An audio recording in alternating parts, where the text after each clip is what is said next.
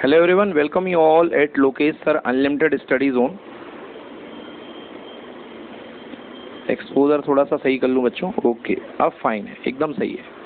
चलिए तो स्टार्ट कर रहे हैं बच्चों अगला चैप्टर अपना, जिसका नाम है, क्या नाम है बच्चों, क्या लिखा है नाम मैंने, dual nature of radiation and matter. Okay, तो बच्चों इसके पहले मैंने आपको रेव ऑप्टिक्स पढ़ा दी, वेव ऑप्टिक्स पढ़ा दी, और मैंने कहा था रेडिएशन क्या होता है. ऐसी कोई भी चीज़ जो किसी एनर्जी को लेकर के आती है, ऐसी कोई भी चीज़ जो किसी एनर्जी को लेके आती है ना. जैसे सन से एनर्जी आ रही है, तो हम सन से एनर्जी जो आ रही है उसको, सन से एनर्जी किस फॉर्म में आ रही है, रेडिएट हो रही है. समझ गए ना, रेडिएट अदृश्य रूप में आ रही है, अदृश्य इनविजिबल फॉर्म में आ रही है. सन से आने वाली एनर्जी को हम फील कर सकते हैं. धूप में खड़े हो जाओ, आप फील कर सकते हो. अब सवाल उठता है कि भैया जो सन से आने वाली एनर्जी है उसको हम क्या बोलते हैं, उसको हम बोलते हैं रेडिएशन. तो वो रेडिएशन किस रूप में आता है, वो रेडिएशन किस फॉर्म में आता है. तो बेटा इसके पहले हम बात हो चुकी कि सन से आने वाली जो एनर्जी है उसे हम बोलते हैं लाइट. क्या बोलते हैं, लाइट. उस रेडिएशन को, पर्टिकुलर सन के रेडिएशन को हम बोलते हैं लाइट. अब रेडिएशन टर्म कहाँ से आया बेटा, रेडिएशन टर्म आया था क्लास 11th में जब हमने पढ़ी थी हीट. क्या पढ़ी थी, हीट ट्रांसमिशन. तो हीट के ट्रांसमिशन के 3 तरीके होते हैं. एक होता है कंडक्शन. क्या होता है, कंडक्शन, जिसके लिए मीडियम की जरूरत होती है. दूसरा होता है कन्वेक्शन.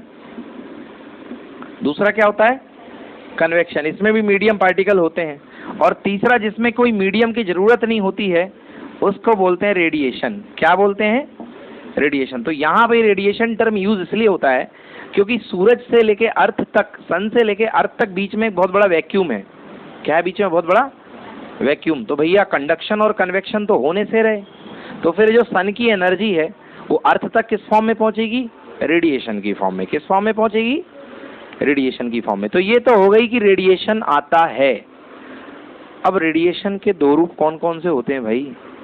तो रेडिएशन के जो 2 फॉर्म होते हैं, अलग अलग लोगों ने बातें करी.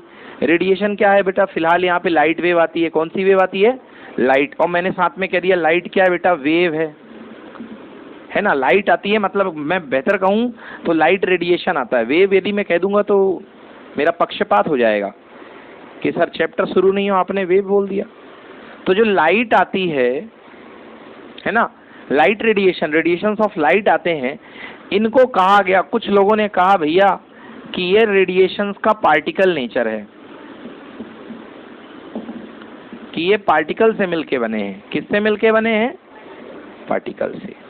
समझ गए ना, पार्टिकल से मिलके बने हैं. और कुछ लोगों ने कहा, बहुत अच्छे अच्छे साइंटिस्ट आए और लोगों ने कहा वेव से मिलके बने हैं. किससे मिलके बने हैं, वेव से. ठीक है ना, पार्टिकल से बने हैं, वेव से भी बने हैं. पार्टिकल वाली बात कितनी सही है, बहुत सही है. लाइट के अंदर पार्टिकल होने का प्रमाण मिल चुका है कि लाइट के अंदर पार्टिकल बने हैं. मतलब लाइट जो है वो छोटे छोटे पार्टिकल को कंटेन करती है, लाइट के रेडिएशन. बाद में इन पार्टिकल को, फिजिक्स में पार्टिकल को क्वांटा बोला जाता है. इन पार्टिकल का, इन एनर्जी के पार्टिकल्स का, एनर्जी के छोटे छोटे बंडल्स का नाम रखा गया क्या, फोटोन. क्या रखा गया, फोटोन. तो उन जिन पार्टिकल की हम बात कर रहे थे उन पार्टिकल को बोलते हैं अपन फोटोन. क्या बोलते हैं बच्चों, ओके, फोटोन कहते हैं. समझ गए ना, PHOTON, फोटोन. उन पार्टिकल को बोला गया फोटोन. की लाइट छोटे छोटे एनर्जी के पार्टिकल से मिलके बनी, उनको हम क्या बोलते हैं, फोटोन. मगर साथ ही साथ लाइट का वेव नेचर भी देखा गया. और पिछले चैप्टर में तो अपन ने खूब धूम मचाई, लाइट का इंटरफेरेंस देखा जो कि वेव नेचर होने की गवाही दे रहा था, तस्दीकी कर रहा था, ओके, वेरीफाई कर रहा था. एक और देखा, डिफ्रैक्शन एक्सपेरिमेंट. उसने तो बवाली मचा दिया, लाइट को ऐसी जगह भेज दिया जहां पर परमिशन ही नहीं थी, और ऐसा केवल वेव कर सकती है. इंक्रोचमेंट एरिया में जाने की हिम्मत कौन कर सकती है भाई, वेव. लाइट के इन 2 एक्सपेरिमेंट से, और बाद में एक पोलराइजेशन भी है, सौभाग्य से इस साल सिलेबस में नहीं है ना. तो पोलराइजेशन इफेक्ट भी लाइट के वेव नेचर होने की पुष्टि करता है. समझ गए ना, क्लियरेंस देता, उसको सर्टिफिकेट देता कि हाँ लाइट का वेव नेचर है. ये दोनों नेचर रेडियली एक्सेप्ट कर लिए गए. समझ गए. और बाद में दोनों नेचर के बाद एक थ्योरी दी गई जिसको बोलते हैं डुअल नेचर ऑफ लाइट। क्या दिया गया? Dual nature of light. मतलब रेडिएशन के एक ही साथ में वेव और एक ही साथ में पार्टिकल की एक जो रेडिएशन आ रहा है, एनर्जी का जो रेडिएशन आ रहा है आपके पास, उसमें उसको आप एज ए वेव भी ट्रीट कर सकते हो, एज ए वेव, और as a bundle of energy यानी as a quantum, as a corpuscles भी ट्रीट कर सकते हो। समझ गए? तो मतलब कुछ अगर इसको दूसरे तरीके से देखा जाए तो क्या हो रहा है? इसको दूसरे तरीके से देखा जाए तो ये कह सकते हो कि एनर्जी के बंडल्स के साथ साथ साथ में क्या चलती है? वेव चलती है। क्या चलती है? वेव। क्योंकि भैया जब दोनों नेचर हैं तो यही तो कह सकते हैं कि एनर्जी के बंडल के साथ साथ एक वेव चलती है। समझ गए? इस चीज को जनरलाइज कर दिया, इस चीज को जनरलाइज कर दिया कि हर पार्टिकल के साथ एक वेव चलती है। जब फोटॉन के साथ एक वेव एसोसिएट हो सकती है तो हर पार्टिकल के साथ एक वेव हो सकती है। किसने जनरलाइज किया? डी ब्रोगली ने। किसने जनरलाइज किया? और डी ब्रोगली ने जनरलाइज करके कहा कि संसार के हर एक मास के साथ एक वेव एसोसिएट होती है। और इस चैप्टर में हम उस वेव की वेवलेंथ निकालेंगे। क्या निकालेंगे?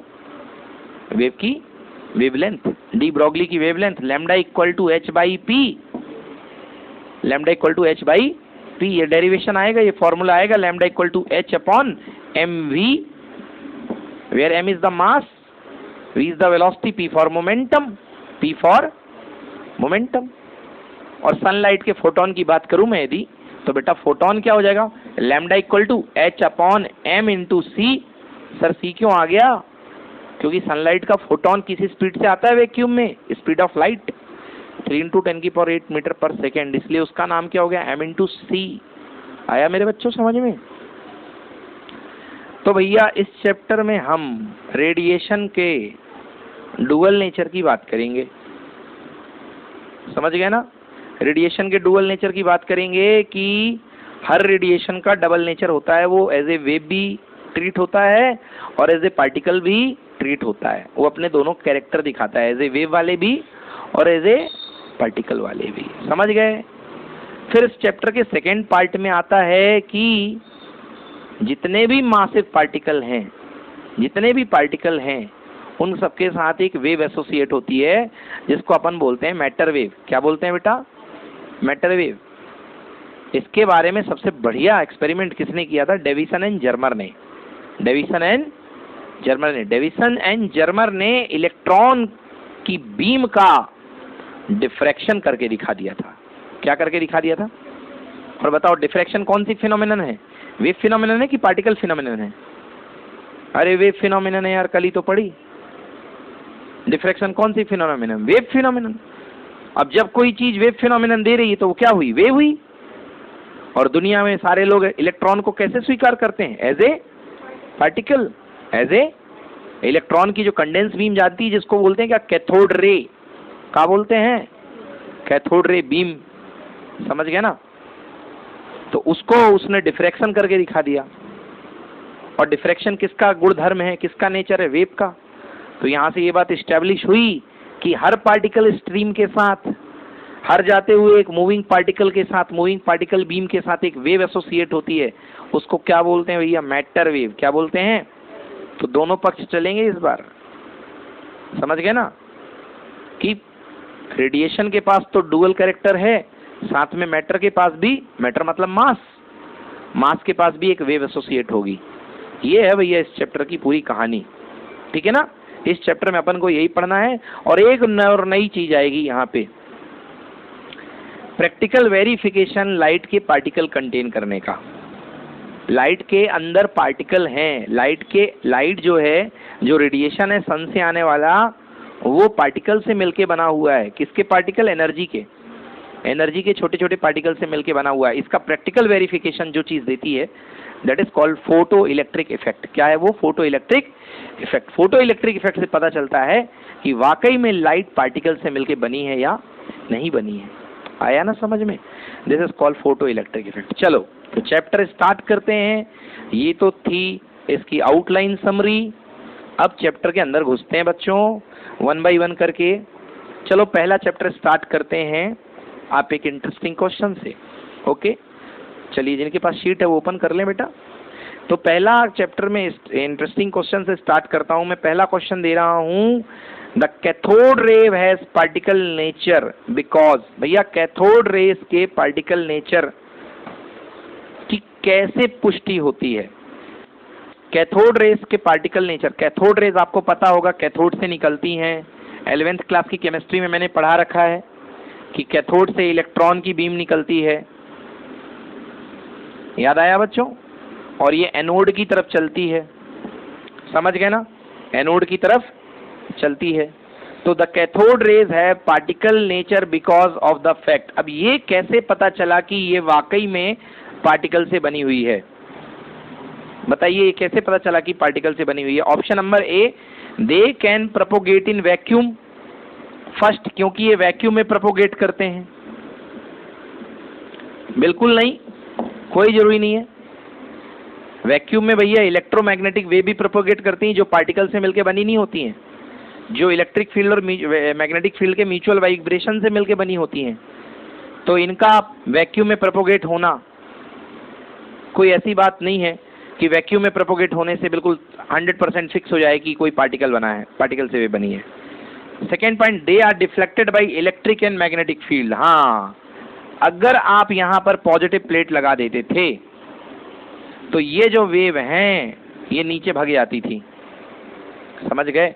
और चैप्टर 1 में हमने पढ़ाया था कि charge can not exist without mass, याद आया?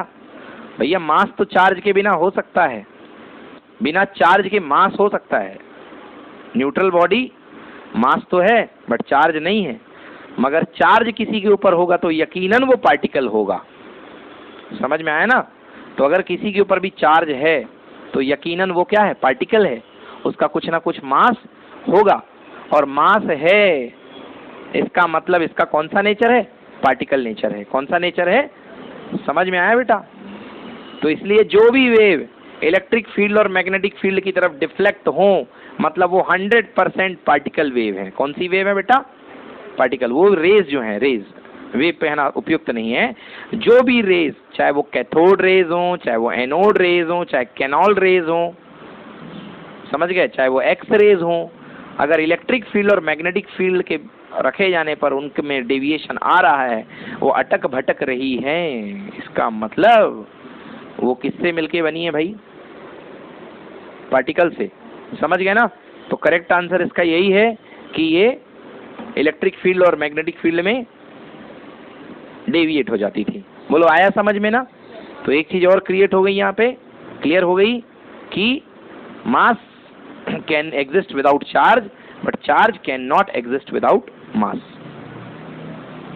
सेकेंड क्वेश्चन,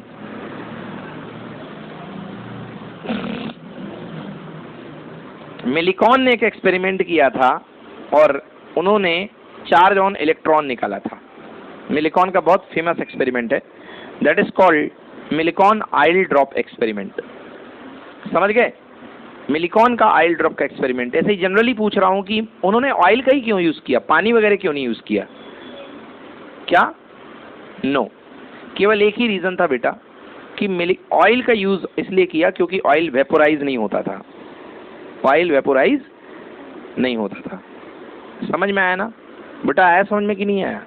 अब बेटा आपको मैं याद दिला देता हूं कि अगर आप किसी V वोल्टेज के पोटेंशियल फील्ड में, ये मान लो बेटा यहाँ पे वोल्टेज है V, कितना पोटेंशियल डिफरेंस है? V, और आपने यहाँ यदि किसी चार्ज को Q अमाउंट के चार्ज को रखा है तो V पोटेंशियल से ये क्या होगा? एक्सेलरेट होगा। एक्सेलरेट होगा मतलब एनर्जाइज होगा, भागेगा, दौड़ेगा। तो इसकी एनर्जी कितनी होगी मैं आपको याद दिला देता हूँ। इसकी energy W = Q multiplied by V। याद आया? Q multiplied by V। Any problem? तो W = अगर इलेक्ट्रॉन, एक इलेक्ट्रॉन है तो एक इलेक्ट्रॉन को अगर V वोल्टेज से आप एनर्जाइज कर रहे हैं तो जो एनर्जी बनेगी वो बनेगी कितनी? EV। कितनी बनेगी? EV। क्लियर हुआ? बन जाएगा? Any problem? Yes.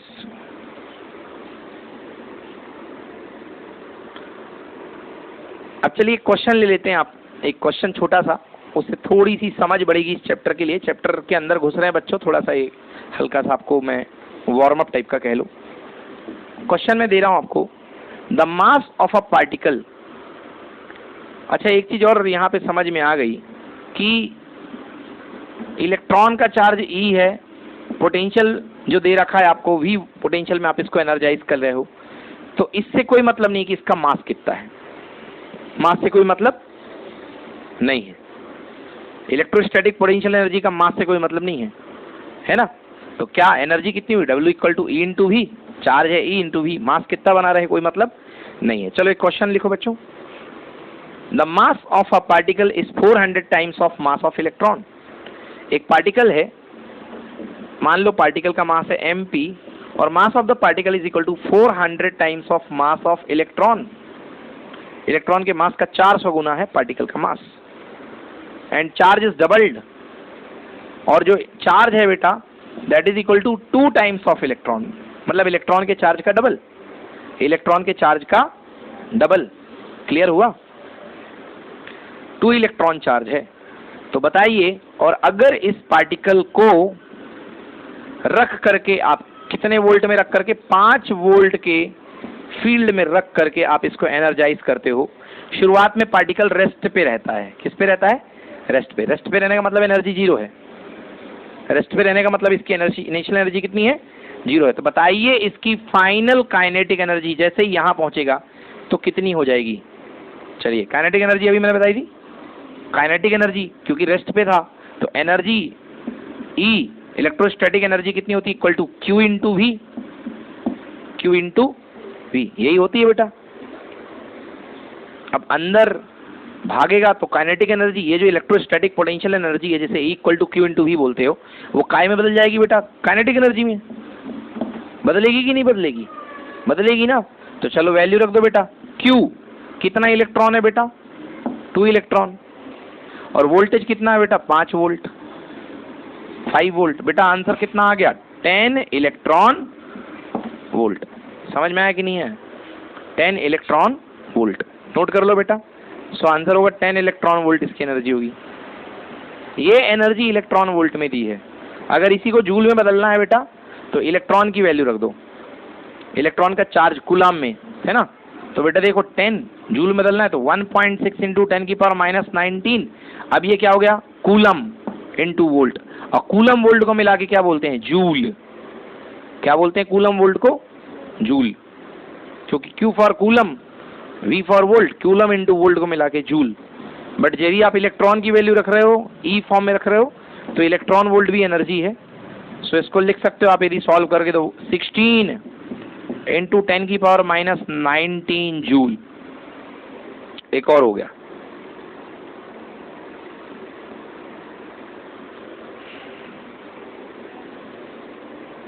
Sixteen into 10 की power -19 joule.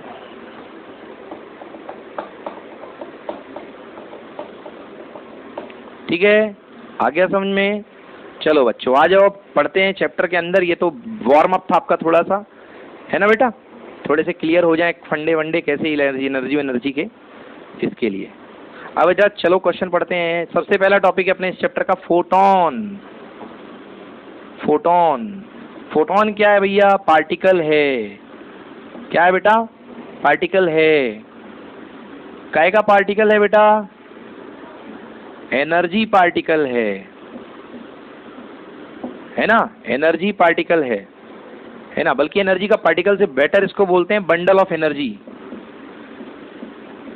Bundle of energy. समझ में आया? अब देख बेटा होता क्या है। बेटा ये सन है, वेव नेचर में मैंने क्या बोला था? सन से निकलती इलेक्ट्रोमैग्नेटिक वेव। समझ में आया ना? ये निकली बेटा वेव, ये इलेक्ट्रोमैग्नेटिक वेव निकली। बट वेव के रास्ते को क्या बोलते हैं बेटा? रे। क्या बोलते हैं? रे। तो होती तो वेव है, बट वेव से जो लाइट आती है, जो सीधी बीम आती है, उसको अपन क्या बोलते हैं? रे। तो अभी वेव को भूल जाओ, क्योंकि फोटोन जो बात करता है वो पार्टिकल नेचर की बात करता है। किसकी बात करता है?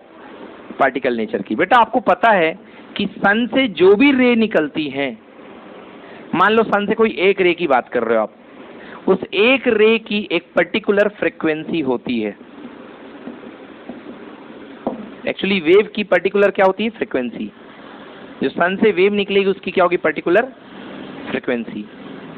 तो फोटोन के बारे में ये कहा गया कि जो रे निकलती है सन से, उसके अंदर एनर्जी के पैकेट होते हैं।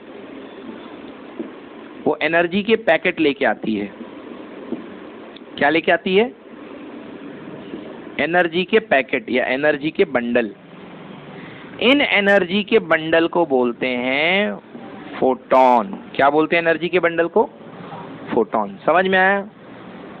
और हर फोटोन की अपनी जो रे की फ्रीक्वेंसी होती है, सॉरी जो वेव की फ्रीक्वेंसी होती है, जैसे आपको पता है कि फ्रीक्वेंसी फिक्स होती है, ये एक वेव निकली, ये फिक्स फ्रीक्वेंसी में निकली, और इसलिए उस फोटोन की भी फ्रीक्वेंसी फिक्स फ्रीक्वेंसी होती है।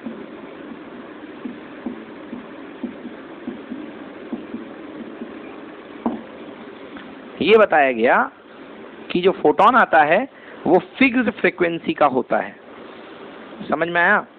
सो what is photon? A packet और bundle of energy is called photon. Energy का बंडल जो आता है ना, तो इसे आप कैसे ट्रीट करोगे? As a particle. As a particle treat करोगे। समझ में आया ना बेटा? अब बात करते हैं, सर फोटोन तो आया, तो फोटोन की एनर्जी कितनी होगी? तो फोटोन की एनर्जी देखो बेटा, फोटोन की एनर्जी होती है E equal to H into nu. H into nu. H क्या है बेटा? Planck constant. बोलो यस। और न्यू क्या है बेटा? Frequency of the photon. Frequency of the photon. समझ गए ना? या frequency of the radiation of the photon. ये उस रेडिएशन की फ्रीक्वेंसी बोल दो या फोटोन की फ्रीक्वेंसी बोल दो, क्योंकि जिस रेडिएशन, जो फ्रीक्वेंसी उस रेडिएशन की होगी वही फ्रीक्वेंसी उस फोटोन की होगी। समझ गए ना? Where H is the Planck constant, nu is the frequency of the radiation. समझ गए ना? फ्रीक्वेंसी ऑफ द रेडिएशन और frequency of the photon. Clear हुआ? जिस फ्रीक्वेंसी पे रेडिएशन आ रहा है उसी फ्रीक्वेंसी पे क्या आएगा? फोटोन आएगा। Alice, it is clear? बेटा आपको पढ़ाया है मैंने V equals to nu lambda. याद आया? V equals to nu lambda. But जब आप बात करते हो फोटोन की, तो V की जगह क्या हो जाता है बेटा? C equals to nu lambda. तो बेटा न्यू इक्वल टू क्या हो जाएगा? C by lambda. C by lambda. तो बेटा इसका एनर्जी का दूसरा form in the terms of wavelength क्या होगा? Hc by lambda. समझ में आया? क्लियर हो गया? तो बेटा यहाँ पे देखो, अब लैम्डा आ चुका है। लैम्डा कौन सा नेचर को बताता है? वेव नेचर को बताता है। समझ गए ना? तो लैम्डा आ चुका, मतलब लैम्डा क्या होगा? लैम्डा होगा जिस वेव लेंथ, जो वेव आ रही है उसकी वेव लेंथ। मतलब ये जिस वेव के साथ एसोसिएट है फोटोन, उसकी कुछ ना कुछ तो वेवलेंथ होगी। पीक टू क्रस्ट तक की दूरी तो होगी ना उस रेडिएशन की wavelength. So what is H? H is the Planck constant. What is nu? Nu is the frequency of the radiation or photon. C is the speed of light. C is the speed of light, or you can say C is the speed of electromagnetic wave, because light is electromagnetic wave, and lambda is the wavelength of the radiation. Lambda is the wavelength of the radiation. जो भी radiation आ रहा है। Clear हुआ कि नहीं हुआ? बोलो आया समझ में कि नहीं आया? ठीक है ना? चलो बेटा लिखते हैं प्रॉपर्टीज ऑफ फोटोन। अब ये तो हो गया, अब प्रोटॉन की प्रॉपर्टीज पढ़ लेते हैं। तो फोटोन की पहली प्रॉपर्टी समझ में आ रही है कि भैया जो फोटोन होता है वो वैक्यूम में स्पीड ऑफ लाइट से ट्रेवल करता है। फोटोन जो होता है वो वैक्यूम में स्पीड ऑफ लाइट से ट्रेवल करता है, क्योंकि लाइट खुद स्पीड ऑफ लाइट से ट्रेवल करती है। इलेक्ट्रोमैग्नेटिक रेडिएशन सारे वैक्यूम में किस ट्रेवल करते हैं? स्पीड ऑफ लाइट से। A photon travel eight A speed of light in vacuum. Second property, photon का बेटा रेस्ट मास जीरो होता है। लिख लो इंपॉर्टेंट, फोटोन का रेस्ट मास जीरो होता है, मतलब फोटोन रेस्ट में एग्जिस्ट नहीं करता है।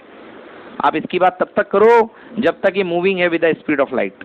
It has zero rest mass, that is photon can not exist at rest. ठीक है? Kinetic mass of photon, photon जब तक मोमेंट में है तब तक उसके काइनेटिक मास के बारे में आइंस्टाइन ने बताया था। भैया क्या था बेटा? वही formula, mass energy relation. E is equal to mc square, so m equal to energy divided by c का square, energy divided by c का स्क्वायर। ओके, क्लियर है ना बेटा? एनर्जी क्या निकाली बेटा? hc बाई लैम्डा पुट कर दे बेटा, तो मास इक्वल टू, यहाँ मास ही चलेगा ना, बिल्कुल चलेगा मास। E की जगह एच सी बाई लैम्डा और साथ में c का स्क्वायर, एक सी से एक सी कैंसिल हो गया, क्या बच गया? h by lambda c, h by c lambda. तो mass of the photon that is equals to h upon lambda times of c। c present है मतलब स्पीड ऑफ लाइट से मूवमेंट हो रही है, तब का मास है ये। क्लियर हुआ? नहीं हुआ? बन जाएगा ना? नेक्स्ट बात करते हैं momentum, momentum of electron, momentum of photon.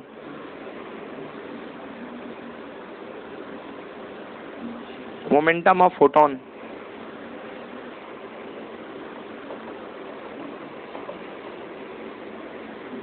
Okay, चलो मोमेंटम ऑफ फोटोन निकालते हैं।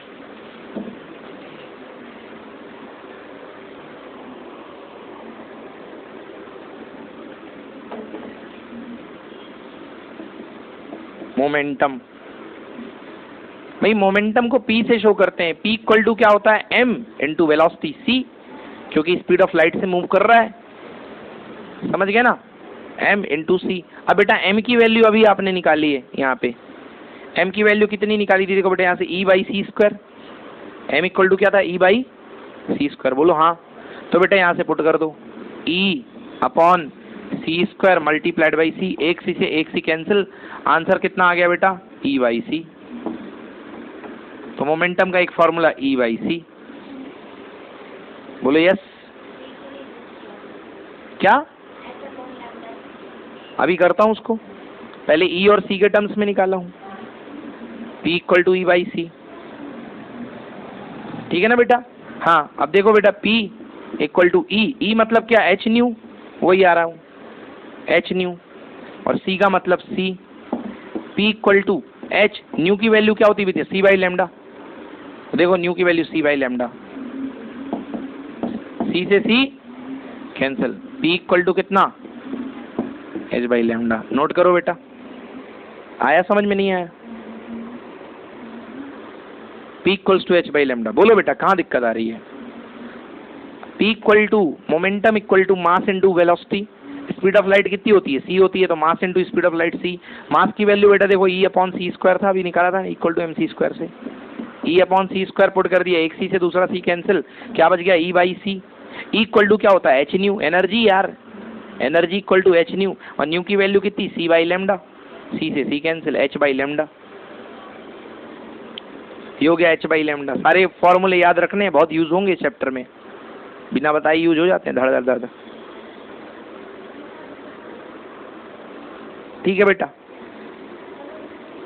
ये हो गया। अगली लाइन लिखो बच्चों, फोटोन कैसे ट्रेवल करेंगे? स्ट्रेट लाइन में। Photon travels in straight line.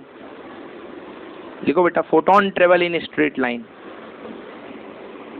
Photon straight line में ट्रेवल करते हैं।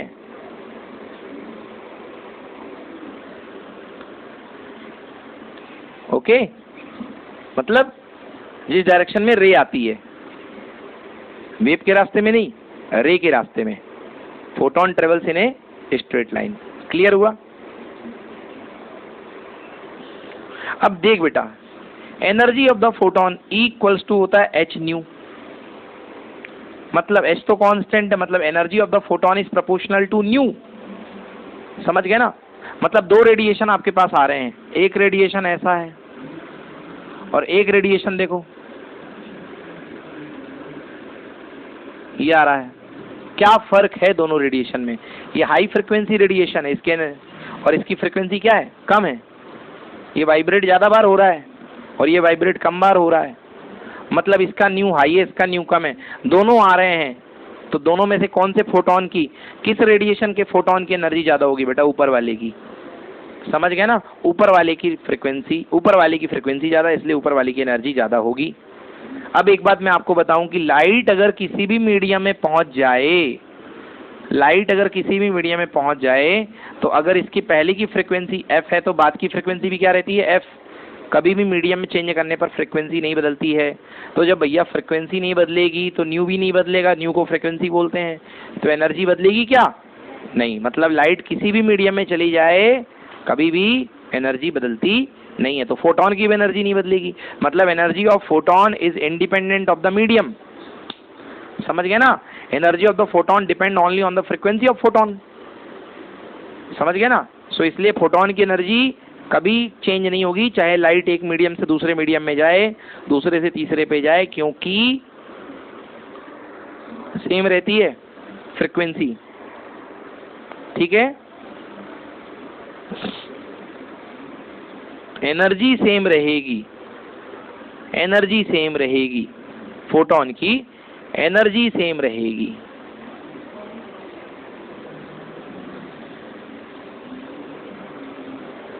ठीक है? मगर वेवलेंथ चेंज हो जाएगी। लिखो अगला point, wavelength of the photon changes in different media. Wavelength of the photon नहीं, wavelength of the light changes in different media. आपको पता है कि जब लाइट एक मीडियम से दूसरे मीडियम में जाती है तो लाइट की वेवलेंथ बदल जाती है। याद आया ना? पढ़ा था ना, lambda is inversely proportional to mu. Mu जितना हाई होगा लैम्डा उतना कम हो जाएगा। ठीक है? म्यू जितना हाई होगा लैम्डा उतना कम हो जाएगा। और लैम्डा का सीधे सीधे रिलेशन किससे होता है? स्पीड से। स्पीड से सी इक्वल टू क्या होता है बेटा? Nu lambda. यही होता है ना, सी इक्वल टू न्यू लैम्डा। अभी पढ़े V equal to nu lambda. हाँ बेटा देखो, है ना, ये यूज किया था। देखो, nu equals to C by lambda, nu equals to C by lambda, nu equals to C by lambda. तो सी इक्वल्स टू क्या हो गया बेटा? Nu lambda. ठीक है ना? अब जैसे दूसरे मीडियम में तुम जाओगे तो जैसे हाई मीडियम में गए तो lambda is inversely proportional to mu. नए मीडियम में जाओगे तो लैम्डा कम हो जाएगा, लैम्डा कम हो जाएगा। नहीं होगा क्या? लैम्डा कम हो जाएगा अगर हायर मीडियम में गए आप तो। ठीक है ना? तो आपकी स्पीड भी क्या हो जाएगी? कम हो जाएगी। फोटोन की स्पीड क्या हो जाएगी? कम हो जाएगी। मतलब डिफरेंट डिफरेंट मीडियम में फोटोन की स्पीड कम हो जाती है। एयर के लिए ठीक है, यहाँ पे लैम्डा एयर लिख लो, ये हो गया। ठीक ना? सी equal to nu lambda air के लिए, बट बाकी के लिए चेंज हो जाएगी।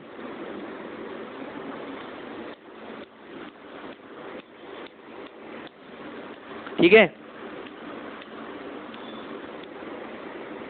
Photon are electrically neutral. हाँ, इलेक्ट्रिकली न्यूट्रल होते, कोई पार्टिकल थोड़ा ना है ये कि सच में एक पार्टिकल हो।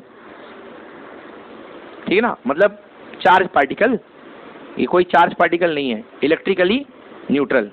क्लियर है? एक और बहुत अच्छा experiment, photon diffraction experiment show करते हैं अंडर सर्टेन कंडीशन। फोटोन में show diffraction under certain condition. Photon जो है वो सर्टेन कंडीशन में डिफ्रैक्शन शो करते हैं। अब दूसरी बात, अगला, photon are not deviated by magnetic and electric field. अरे यार, इलेक्ट्रिक और मैग्नेटिक फील्ड से डेविएट कब होते? जब चार्ज पार्टिकल होता। चार्ज पार्टिकल है ही नहीं है तो डेविएशन की बात ही नहीं होती बच्चों। समझ में आया ना? तो लिख लो, photons are not deviated by electric and magnetic field. ये फोटोन की मैंने 10 प्रॉपर्टी आपको पढ़ा दी, याद रखना भाई। अब पूरा चैप्टर फोटोन के पहियों पर ही चलेगा। ठीक है ना बच्चों? चलो अगला टॉपिक लिखो भैया, photo electric effect. Photo photo खींच मेरी फोटो, फोटो इलेक्ट्रिक इफेक्ट।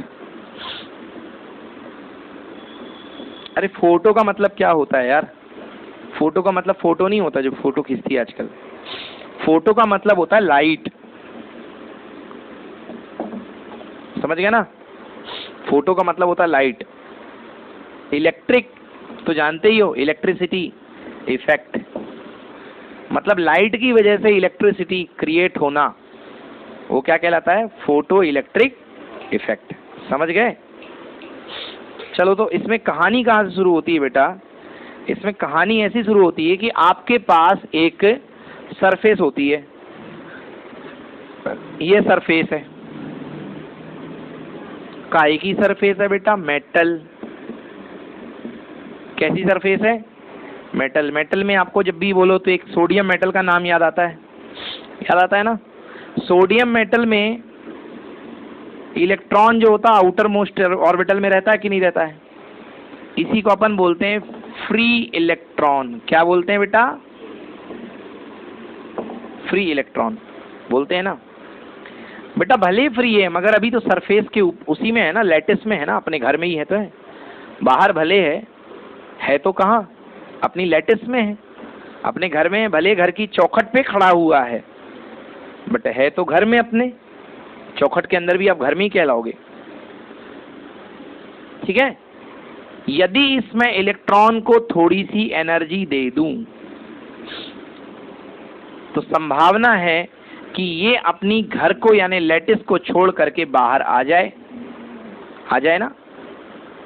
यदि ये इलेक्ट्रॉन अपनी सरफेस के बाहर आ जाए, किस वजह से? एनर्जी देने की वजह से। और इस इलेक्ट्रॉन को मैं आउटर सर्किट में, मान लो यहां था, कूद करके आया जैसे ऊपर, तो मैंने इसको इस आउटर सर्किट में फ्लो करवा दिया, आउटर सर्किट में, और बल्ब लगा दिया जो भी लगाना है। यदि मैं ऐसा करूंगा तो ये बल्ब ग्लो हो जाएगा, क्योंकि इस आउटर सर्किट से क्या दौड़ गया? इलेक्ट्रॉन। क्या दौड़ गया? इलेक्ट्रॉन। मैंने क्या दी है? एनर्जी दी है। मेरी कोशिश ये है कि मैं ये एनर्जी लाइट के माध्यम से दूं जो इलेक्ट्रॉन को निकालने वाली है, क्योंकि इलेक्ट्रॉन को निकलने के लिए चाहिए थे एनर्जी। मैंने ये एनर्जी लाइट रेडिएशन के माध्यम से दी है। तो ये जो एनर्जी आएगी वो किस फॉर्म में आएगी? फोटोन की एनर्जी के फॉर्म में आएगी। तो वो एनर्जी कहलाएगी E=h²। बोलो यस। आया समझ में ना? अब दो बातें हैं कि अंदर जो इलेक्ट्रॉन बैठा है वो इस h² की रिश्वत लेकर के बाहर कूद पड़ता है या नहीं कूद पड़ता है। दोनों बातें हो सकती हैं कि इलेक्ट्रॉन के पास एनर्जी आई, बोले चल भाई बाहर निकल, वो कहते अरे भाई बड़ी अच्छी बात है मैं निकल रहा हूं बाहर, मतलब वो एनर्जी इसको बाहर निकालने के लिए काफी है।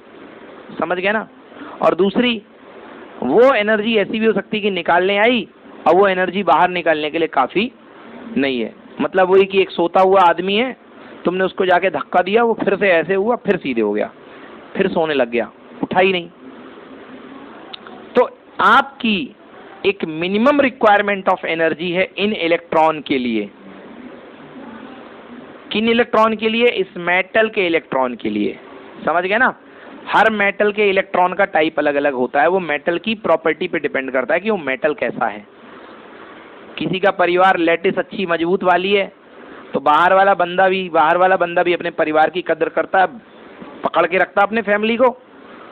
और कोई मेटल है जो सुबह शाम गाली देते होंगे, साले भग जा, काम का ना काज का, दुश्मन अनाज का, तो खुद बोलता होगा कि यार मेरे को तो मौका मिले किस दिन मैं यहाँ से निकलूं। एग्जाम्पल है एक सीजियम। कौन है? सीजियम। समझ गया ना? इसको जरा सी हवा भर दो फट्टे से निकल जाता है ये। समझ में आया बच्चों? तो ये डिपेंड करता है, मतलब ये प्रॉपर्टी ऑफ मटेरियल पे डिपेंड करती है कि कौन इलेक्ट्रॉन कितनी एनर्जी रिक्वायर करेगा। तो इलेक्ट्रॉन की मिनिमम रिक्वायरमेंट ऑफ एनर्जी जो उसको बाहर निकाल दे बेटा, उसको बोलते हैं वर्क फंक्शन। क्या बोलते हैं? इलेक्ट्रॉन को minimum an amount of energy जो उसके सरफेस पे लाके बाहर धर दे। समझ गए ना? That is called work function. वो सीता जी ने लक्ष्मण रेखा पार करी थी ना, और रावण ने ऐसी ऐसी बातें करी थी, मैं बंधी हुई वो भिक्षा नहीं लेता हूँ, बंधन मुक्त भिक्षा चाहिए मुझे, अगर दम है तो बाहर आके लक्ष्मण रेखा पार करके दो। समझ गए ना? तो वो जो उसने निगेटिव एनर्जी का बंडल दिया था, that is called work function. वो मिनिमम एनर्जी जिसमें वो बाहर निकल गया इलेक्ट्रॉन। समझ गए ना? ठीक है। और मिनिमम उस एनर्जी का संबंध किससे है? मिनिमम फ्रीक्वेंसी से है, क्योंकि एनर्जी बनी किसकी मदद से? फ्रीक्वेंसी की मदद से है। बोलो यस। तो यदि मिनिमम एनर्जी h² है, क्या है? मिनिमम एनर्जी h² है, तो इसको न्यू नॉट कर लो थोड़ा सा। अगर वो मिनिमम एनर्जी h0 है, जिसको मैं कह दूं E0, क्या कह दिया मैंने? E0, जगाने के लिए, बाहर निकालने के लिए जो एनर्जी है E0 है, तो E0 किससे बनी होगी? h और न्यू से। तो उसके करस्पॉन्डिंग न्यू भी तो कुछ रहा होगा ना, न्यू, वो फ्रीक्वेंसी कहलाएगी थ्रेशोल्ड फ्रीक्वेंसी। क्या कहलाएगी? Threshold frequency. समझ गया ना? थ्रेशोल्ड को हिंदी में बोलते देहरी। इस देहरी के बाहर मत निकलना, देहरी मत लांघना। तो ये देहरी लांघने की तो एनर्जी फ्रीक्वेंसी है, so that is called threshold frequency. समझ में आया ना? तो बेटा वो फ्रीक्वेंसी जो बनेगी that is called threshold frequency, और उस थ्रेशोल्ड फ्रीक्वेंसी के कॉरस्पॉन्डिंग जो एनर्जी बनेगी that is called work function, that is called work function. समझ गए ना? कोई दिक्कत? तो आ जाओ बेटा, हम बात कर रहे थे फोटो इलेक्ट्रिक इफेक्ट की, और हमने क्लियर कर दी दोनों बातें। क्या क्या क्लियर कर दी मैंने आपके सामने दोनों बातें जो क्लियर करी हैं वो है, एक थ्रेशोल्ड फ्रीक्वेंसी है और दूसरी है वर्क फंक्शन। अब आइए हम फोटो इलेक्ट्रिक इफेक्ट क्लियर करते हैं। ये आपके पास आपकी कोई डेडिकेटेड मेटल सरफेस है, ये कोई मेटल है जिस पर आपको इलेक्ट्रॉन जिसके बाहर कूदवाने हैं, बाहर निकलवाने हैं। Okay, so what is photo electric effect? It is the phenomenon of emission of electron, समझ गए ना, from mainly metal surface, from mainly metal surface. बेटा देखो, नॉन मेटल से भी निकलवा सकते हो मगर बहुत मेहनत करनी पड़ेगी। नॉन मेटल पता है फ्री इलेक्ट्रॉन छोड़ते ही नहीं है, तो अगर नॉन मेटल से आपको निकलवानी तो फिर आपके एनर्जी की रेडिएशन बहुत खतरनाक वाले होंगे, बहुत खतरनाक वाले। समझ गए ना? चोरों को कौन लूट सकता है? पुलिस है भाई। चोरों को कौन लूटेगा? पुलिस। तो फिर आपको आम जनता नहीं भेजनी पड़ेगी वहां पे, फिर आपको बहुत खतरनाक रेडिएशन भेजने पड़ेंगे अगर आपने अंदर में नीचे नॉन मेटल रखे। खैर ये टॉपिक के बाहर जा रहे हैं अपन बात करते हैं what is the phenomenon of emission of electron from mainly metal surfaces, metal surfaces exposed to light energy, exposed to light energy. Mainly light energy का, जो लाइट एनर्जी के लिए खुले हुए हों, जो लाइट एनर्जी के लिए खुले हुए हैं, जिनमें लाइट एनर्जी आके अटैक कर सके। अच्छा, लाइट एनर्जी के अलावा क्या किसी से नहीं होगा एमिशन? बिल्कुल होगा यार। जो स्पेक्ट्रम आप देखते हो अपने पास, जो इलेक्ट्रोमैग्नेटिक स्पेक्ट्रम होता है, सबसे पहले कौन सी वेव बेटा? Radio wave. कौन सी वेव? रेडियो, कम फ्रिक्वेंसी वाली वेव सबसे पहले रेडियो वेव। फिर उसके बाद बेटा कौन सी वेव? माइक्रोवेव। फिर उसके बाद कौन सी वेव बेटा? Infrared wave. कौन सी वेव? Infrared wave. बेटा इनसे तो हो नहीं सकता कुछ, भूल जाओ, क्योंकि इनके अंदर एनर्जी बहुत कम है। मगर इंफ्रारेड से ये कार्यक्रम शुरू हो जाता है। इसके बाद कौन बेटा? विजिबल। इसके बाद कौन सी बेटा? यूवी। इसके बाद कौन सी बेटा? एक्सरे। और लास्ट में कौन सी? गामा। ये तो जला ही डालेगी। इलेक्ट्रॉन देने की बोलोगे, मार कूट के खत्म ही करके आ जाएगी। ना बचेगा बजेगा बांस, ना बजेगी बांसुरी। रेज भेज दो, गामा फोड़ फाड़ डालेगी। समझे मेरी बात? तो बेटा देखो, इनसे तो कुछ ना होगा, ये बहुत कम फ्रीक्वेंसी होती है, बहुत कम एनर्जी होती है। इंफ्रारेड से हो जाएगा। इंफ्रारेड सबसे मतलब कम एनर्जी वाली वेव है लाइट जोन में जो आती है। लाइट सिग्नल में ये तीन वेव होती हैं, इंफ्रारेड, विजिबल और यूवी। तो इंफ्रारेड कम एनर्जी वाली है। तो अगर आप इंफ्रारेड से इलेक्ट्रॉन निकलवा रहे हो, इसका मतलब ये जो इलेक्ट्रॉन है इसको बहुत कम रिश्वत देनी पड़ रही है। समझ गए ना? अरे इंफ्रारेड यार छोटा सा रेडिएशन है, कम एनर्जी वाला। अब कम एनर्जी वाला रेडिएशन निकाल पा रहा है किसी को? हवलदार गया पकड़ के लाया। हवलदार जिसको पकड़ के लाएगा क्या कोई बड़ा गुंडा होगा? वो छोटा मोटा कोई चिंदी चोर होगा, चल पकड़ के ले आ रहा है। समझ गए ना? ये थोड़ी ना कि इसको कोई उसामा बिन लादेन को हवलदार पकड़ के ले आएगा यार, ऐसा। समझ गए ना? छोटे से गुंडे को पकड़ के ले आएगा। तो इसकी मतलब क्या बोली जाए, औकात भी कम होगी, रिश्वत कम लेगा ये। समझ गए ना? तो अगर किसी का वर्क फंक्शन बहुत कम है, वर्क फंक्शन मतलब एनर्जी की नीड बाहर निकलने के लिए बहुत कम है, तो उसको इंफ्रारेड भी निकाल लेगी। समझ गए ना? बोलो इंफ्रारेड। इंफ्रारेड से काम नहीं चला तो कौन सी भेजोगे बेटा? विजिबल।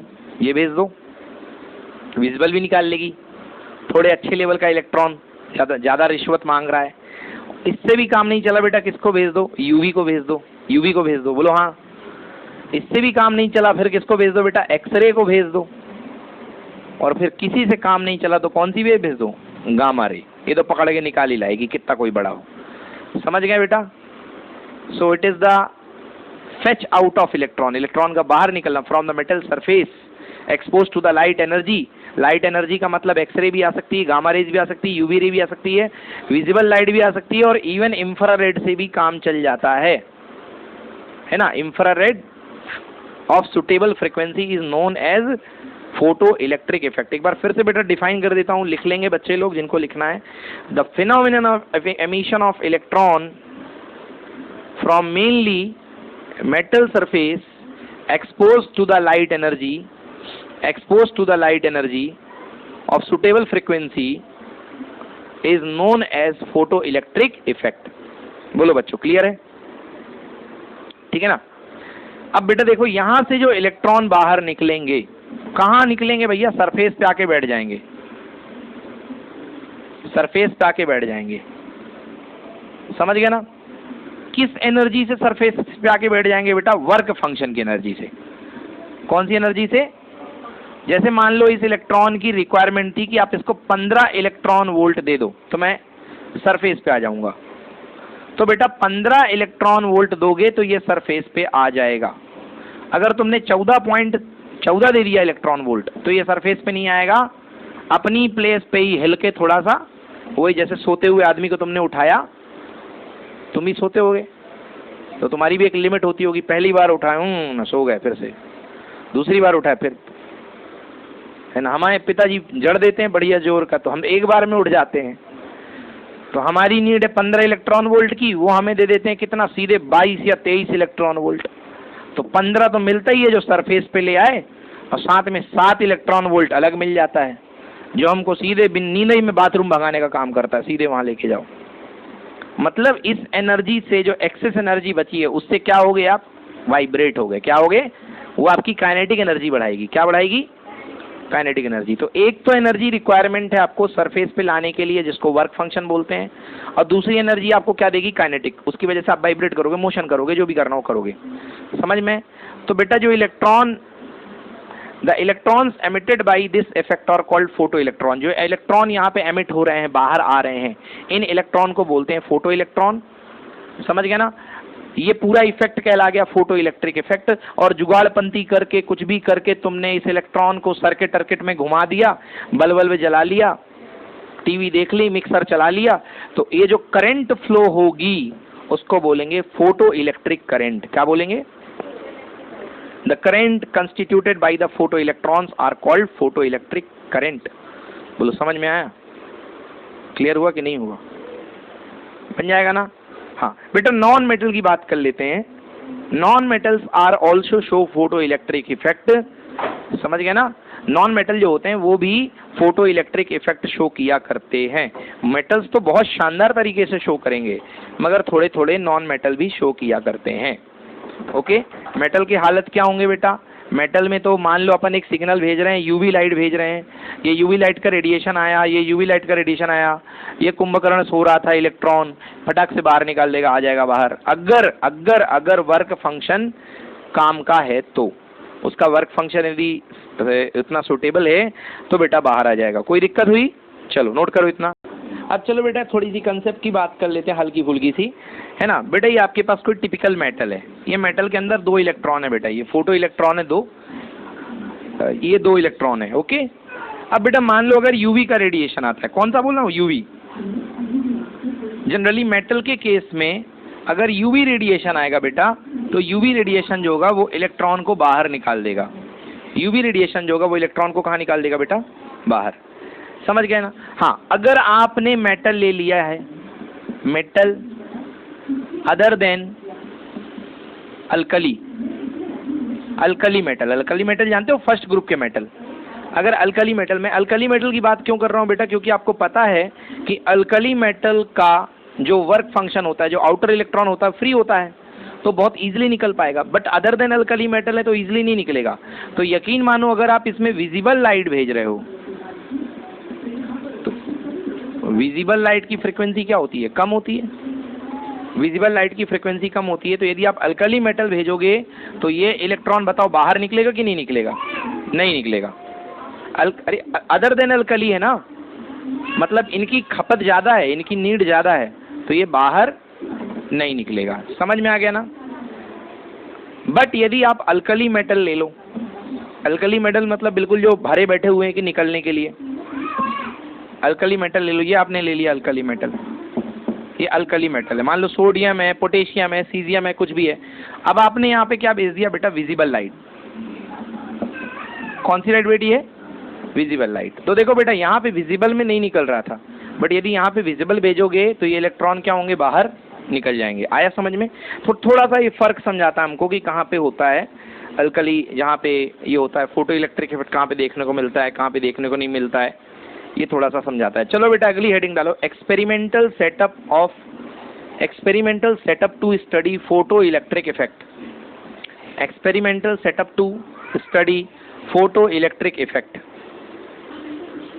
चलिए तो हेडिंग डाल ली, experimental setup to study photo electric effect. देखो बेटा फोटो इलेक्ट्रिक इफेक्ट दिखाने के लिए, एक्सपेरिमेंटल स्टडी के लिए अपन के पास एक ट्यूब होती है, इसको कैथोड रे ट्यूब बोलते हैं, वैक्यूम ट्यूब भी बोलते हैं। वैक्यूम अंदर क्रिएट होता है इसलिए इसको वैक्यूम बोलते हैं। ये लो भैया, ये ट्यूब बन गई, सिलेंड्रिकल ट्यूब है। ओके, थोड़ी सी यहाँ जगह बना दो, यहाँ विंडो लगा दो, विंडो, खिड़की लग गई है बेटा, विंडो, यहाँ से लाइट आएगी। ओके, यहाँ पे क्या लगाएंगे बेटा, cathode, yes, C for cathode. Cathode किसका बना होता है बेटा, उस मेटल का जो इजीली इलेक्ट्रॉन दे सके, इजीली इलेक्ट्रॉन दे सके, ठीक ना। यस, ये कैथोड है और ये एनोड है, ये कैथोड है, ये एनोड है। ये इलेक्ट्रॉन छोड़ेगा, वो इलेक्ट्रॉन पकड़ेगा। ओके, यस, ये और ये दो टर्मिनल के बीच में वोल्ट मीटर कि कितना वोल्टेज अप्लाई किया है इन दोनों के बीच में, इस बात को जानने के लिए एक वोल्ट मीटर। ओके, सर्किट को चालू करने के लिए की, ऑन ऑफ की, सर्किट को स्टार्ट ऑफ करने के लिए ऑन ऑफ की। देन रिहोस्टेड वोल्टेज कंट्रोल करने के लिए, रिहोस्टेड जितना वोल्टेज आपको लगाना है। और ये मेन बैटरी, सोर्स बैटरी यहाँ पे बड़ी सी, और ये सेटअप कंप्लीट। ये हो गया सेटअप कंप्लीट। इसे यहाँ से जोड़ दो, हाँ, यस, ठीक है। देख लो भाई, सब कुछ सही है।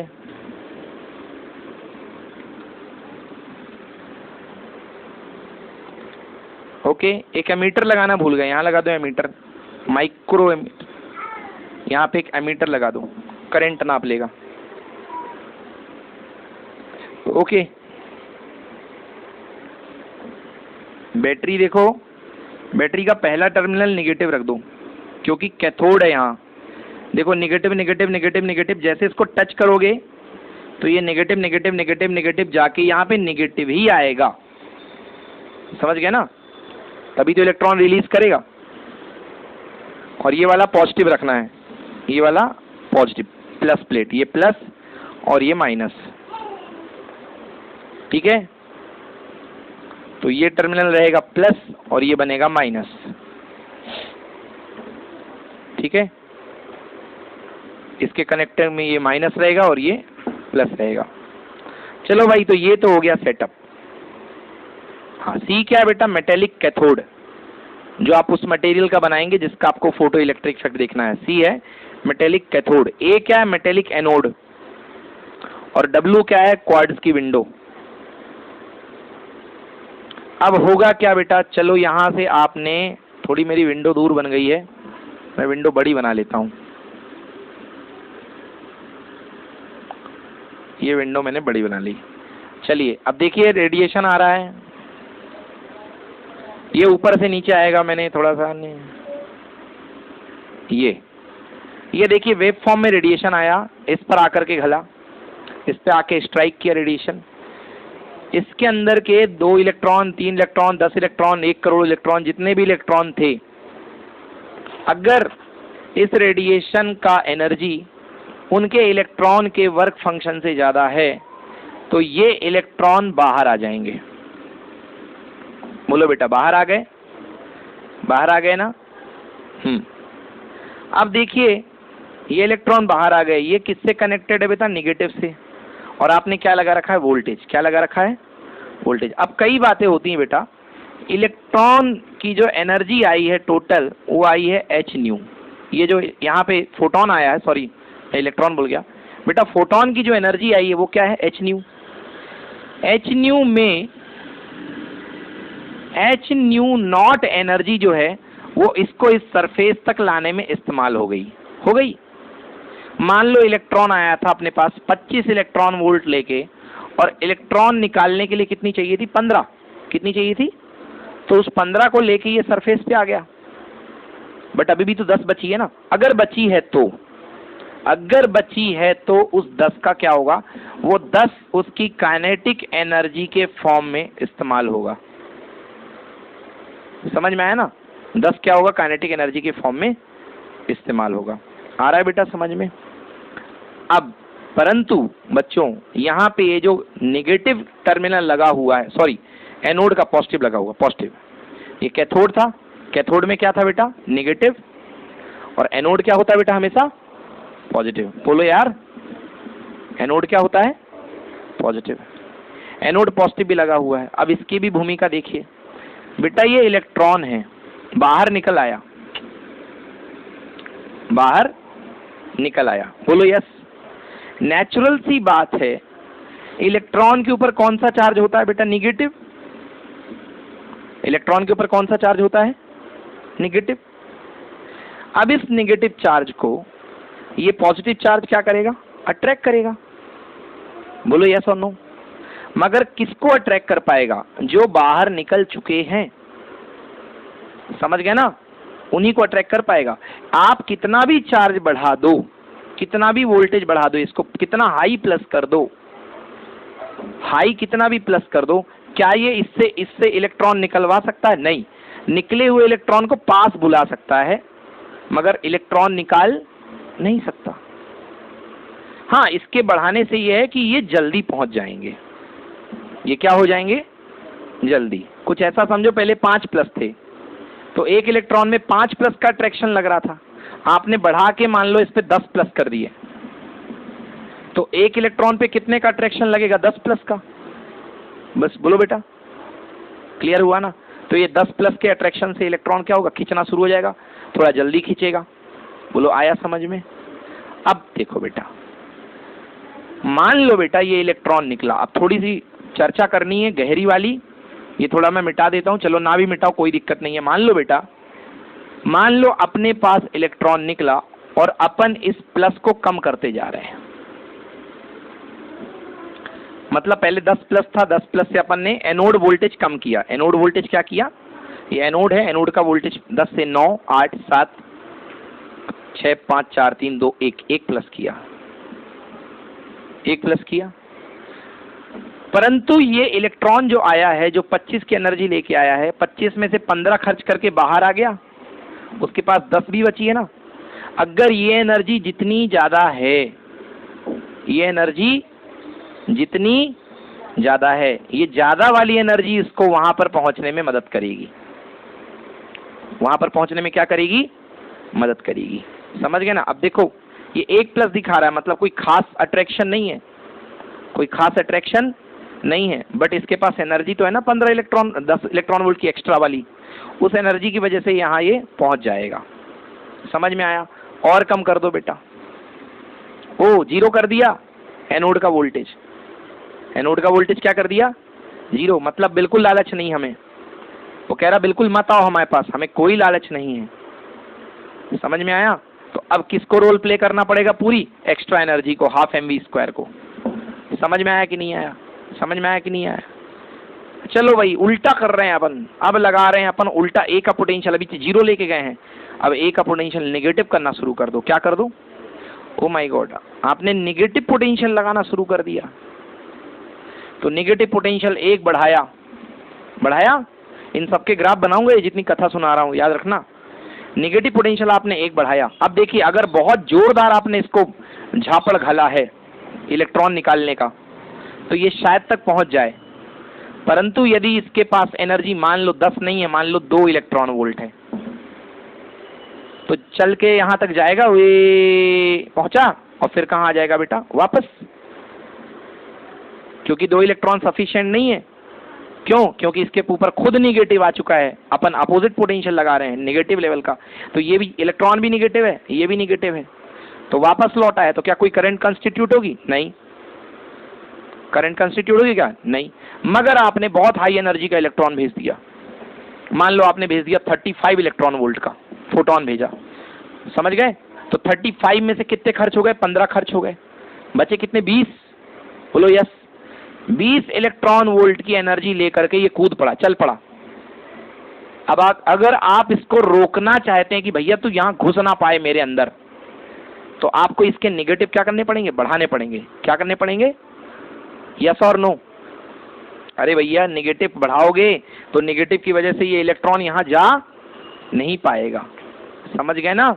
मतलब यदि इलेक्ट्रॉन ज्यादा काइनेटिक एनर्जी लेकर के आ रहा है तो आपको एनोड पोटेंशियल भी नेगेटिव साइड में बढ़ाना पड़ेगा या कम करना पड़ेगा, जिसको बोल लो एनोड पोटेंशियल। अगर काइनेटिक एनर्जी ज्यादा लेके आ रहा है तो उसको रोकने के लिए आपको एनोड पोटेंशियल भी क्या करना पड़ेगा? बढ़ाना पड़ेगा। समझ में आया? क्लियर हुआ? नहीं हुआ? नहीं हुआ। एनोड का वो पोटेंशियल जो करंट को रोक दे उसको बोलते हैं बैरियर पोटेंशियल। क्या बोलते हैं? जो करंट को फ्लो करने से बंद कर दे उसको बोलते हैं बैरियर, स्टॉपिंग पोटेंशियल। सॉरी, क्या बोलते हैं बेटा? Stopping potential. समझ में आया कि नहीं आया? क्लियर हो गया ना? तो ये बताओ बेटा मेरे को कि जितनी ज्यादा काइनेटिक एनर्जी होगी स्टॉपिंग पोटेंशियल उतना ज्यादा लगेगा कि कम लगेगा? नहीं बेटा, कम निगेटिव वैल्यू में बोल रहे हो, बट स्टॉपिंग है तो स्टॉपिंग मैंने बोल दिया तो ज्यादा। मैं समझ गया। कम का मतलब आप शायद निगेटिव जोन में जा रहे हो कि सर और कम, -15 था -20, ये कह रहे हो ना? हाँ, तो अगर वैल्यू वाइज देखो तो और निगेटिव करना पड़ेगा इसके पोटेंशियल को, मगर स्ट्रेंथ वाइज देखो तो ज्यादा, स्ट्रेंथ वाइज देखो तो ज्यादा। समझ में आ रहा है मैं क्या बोल रहा हूं? नहीं आया? आ गया ना? स्ट्रेंथ वाइज ज्यादा लगेगा, स्टॉपिंग पोटेंशियल बढ़ाना पड़ेगा। बेटा आया समझ में ना? हाँ, काइनेटिक एनर्जी जितनी ज्यादा होगी स्टॉपिंग पोटेंशियल आपको उतना ज्यादा ही लगाना पड़ेगा रोकने के लिए। समझ गए? ये नेगेटिव साइन के साथ है, मगर यदि दम की बात की जाए तो उतना ही ज्यादा आपको एनोड पोटेंशियल लगाना पड़ेगा नेगेटिव साइड में। समझ गए ना? काइनेटिक एनर्जी कब ज्यादा रही होगी? काइनेटिक एनर्जी तब ज्यादा रही होगी जिस समय ये रेडिएशन जो आया होगा उसकी खुद की एनर्जी ज्यादा रही होगी। बोलो बेटा हाँ। मतलब जब उसकी खुद की एच न्यू ज्यादा रही होगी, उसी में से तो काइनेटिक एनर्जी की बटी होगी। तो अगर एच न्यू ज्यादा है तो आपको एनोड पोटेंशियल रोकने के लिए भी क्या लगाना पड़ेगा? ज्यादा। बोलो यस। समझ गए ना? क्योंकि एच न्यू ज्यादा है तो आपको ज्यादा लगाना पड़ेगा। Any problem? एच न्यू क्यों ज्यादा है? मतलब फ्रीक्वेंसी ज्यादा है। एच न्यू क्यों ज्यादा है? क्योंकि फ्रीक्वेंसी। तो अगर जितनी ज्यादा हाई फ्रीक्वेंसी का रेडिएशन आएगा उसके लिए आपको स्टॉपिंग पोटेंशियल भी क्या करना पड़ेगा? बढ़ाना पड़ेगा। समझ में आई ये बात? देख लो फिर से। पहले काइनेटिक एनर्जी, काइनेटिक एनर्जी क्यों ज्यादा हुई? क्योंकि एच न्यू ज्यादा हुई। और एच न्यू क्यों ज्यादा हुई? क्योंकि न्यू ज्यादा हुई, फ्रीक्वेंसी ज्यादा हुई। फ्रीक्वेंसी का रिलेशन एनर्जी से, एनर्जी से बढ़ती काइनेटिक एनर्जी। समझ में आ गया ना? एक दूसरे से सबके सबके यहाँ बेटा कनेक्टेड है। बोलो आ गया समझ में? कोई दिक्कत? ठीक है ना? यस बेटा। क्वार्ट्ज का इस्तेमाल यहाँ पे करते हैं, क्वार्ट्ज लाइट्स का, क्योंकि क्वार्ट्ज लाइट जो होता है वो यूवी रेज को, यूवी लाइट को ट्रांसमिट कर देता है, मगर जो ग्लास होता है, ग्लास विजिबल और इंफ्रारेड लाइट को भेज देता है मगर यूवी लाइट को भेजता नहीं है। समझ गए ना? तो ग्लास जो होता है वो विजिबल और इंफ्रारेड को भेज देता है बट यूवी को नहीं भेजता, बट क्वार्ट्ज जो होता है वो सबको भेज देता है। समझ गए ना? क्वार्ट्ज ट्रांसमिट यूवी लाइट, इस वजह से अपन क्वार्ट्ज ग्लास का इस्तेमाल करते हैं। विंडो बनाई ना, यहाँ पे क्वार्ट्ज ग्लास इस्तेमाल करते हैं। समझ में आ गया? Clear?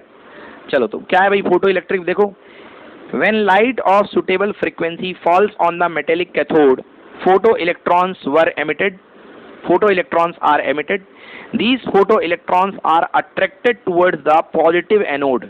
Positive anode. Hence, photoelectric current is constituted. इस तरीके से फोटो इलेक्ट्रिक करंट यहाँ पे बन जाएगी। देखो बेटा, इलेक्ट्रॉन यहाँ से यहाँ चले, इलेक्ट्रॉन इधर चलते हैं, तो फोटो इलेक्ट्रिक करंट कैसी चलेगी बेटा? ऐसी, बैक साइड।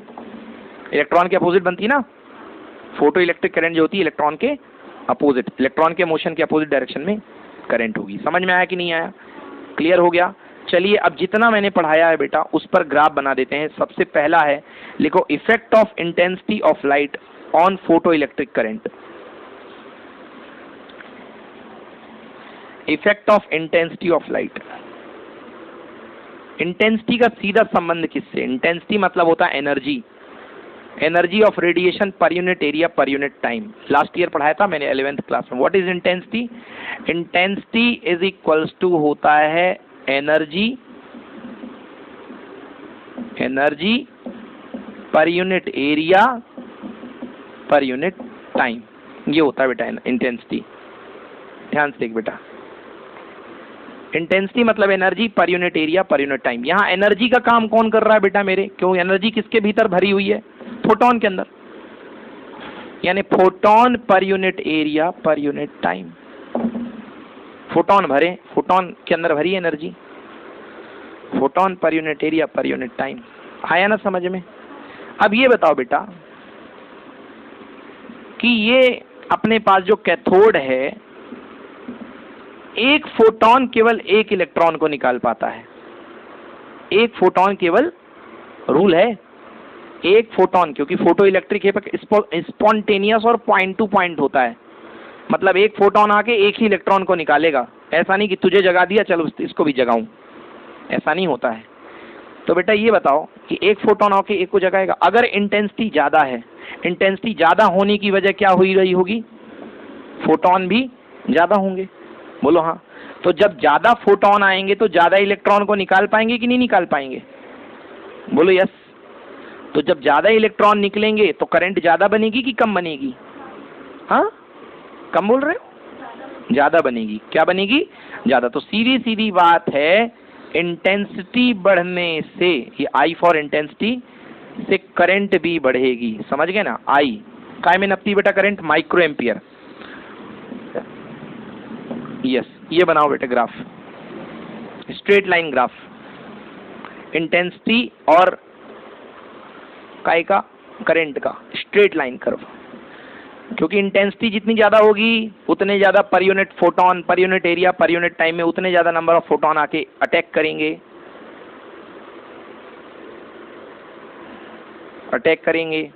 ओके। और उतने ज्यादा इलेक्ट्रॉन, फोटो इलेक्ट्रॉन निकलेंगे, क्योंकि जितने फोटोन आएंगे उतने फोटो इलेक्ट्रॉन निकलेंगे। तो बच्चों एक बार फिर से ग्राफ बना देता हूं मैं। काय का ग्राफ बेटा? इंटेंसिटी वर्सेस, ये नीचे इंटेंसिटी है वर्सेस फोटो करंट का। ये देखो स्ट्रेट लाइन ग्राफ है।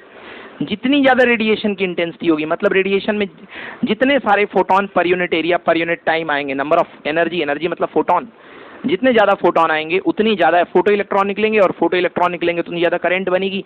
मगर याद रखिएगा कि एक शर्त है कि सारे फोटोन जो आ रहे हैं उनके पास थ्रेशोल्ड फ्रीक्वेंसी के ऊपर की फ्रीक्वेंसी होनी चाहिए।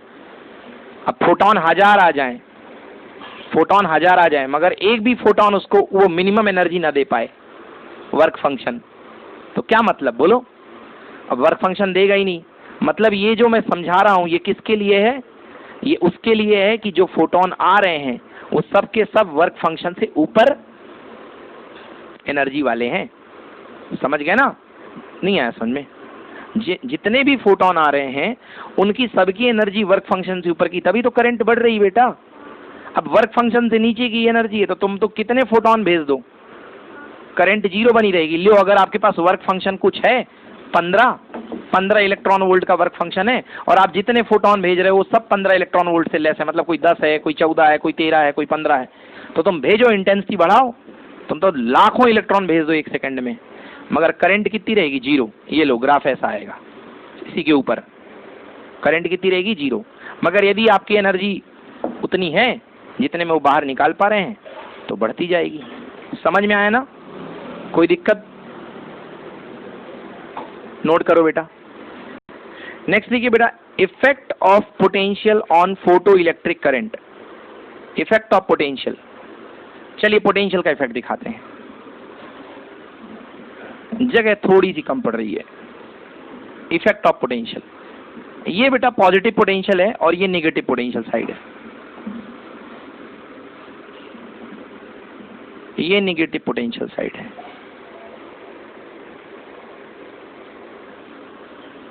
ठीक है ना। अब थोड़ा रुक जाओ, पहले देख लो।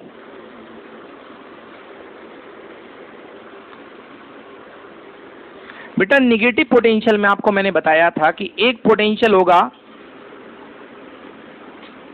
एक पोटेंशियल पर आ करके आप निगेटिव साइड में यदि एनोड निगेटिव करते जाएंगे तो एक पोटेंशियल आएगा जिस पर आ करके करंट जीरो हो जाएगी। उसको क्या बोलेंगे बेटा? Stopping potential. क्या बोलेंगे अपन?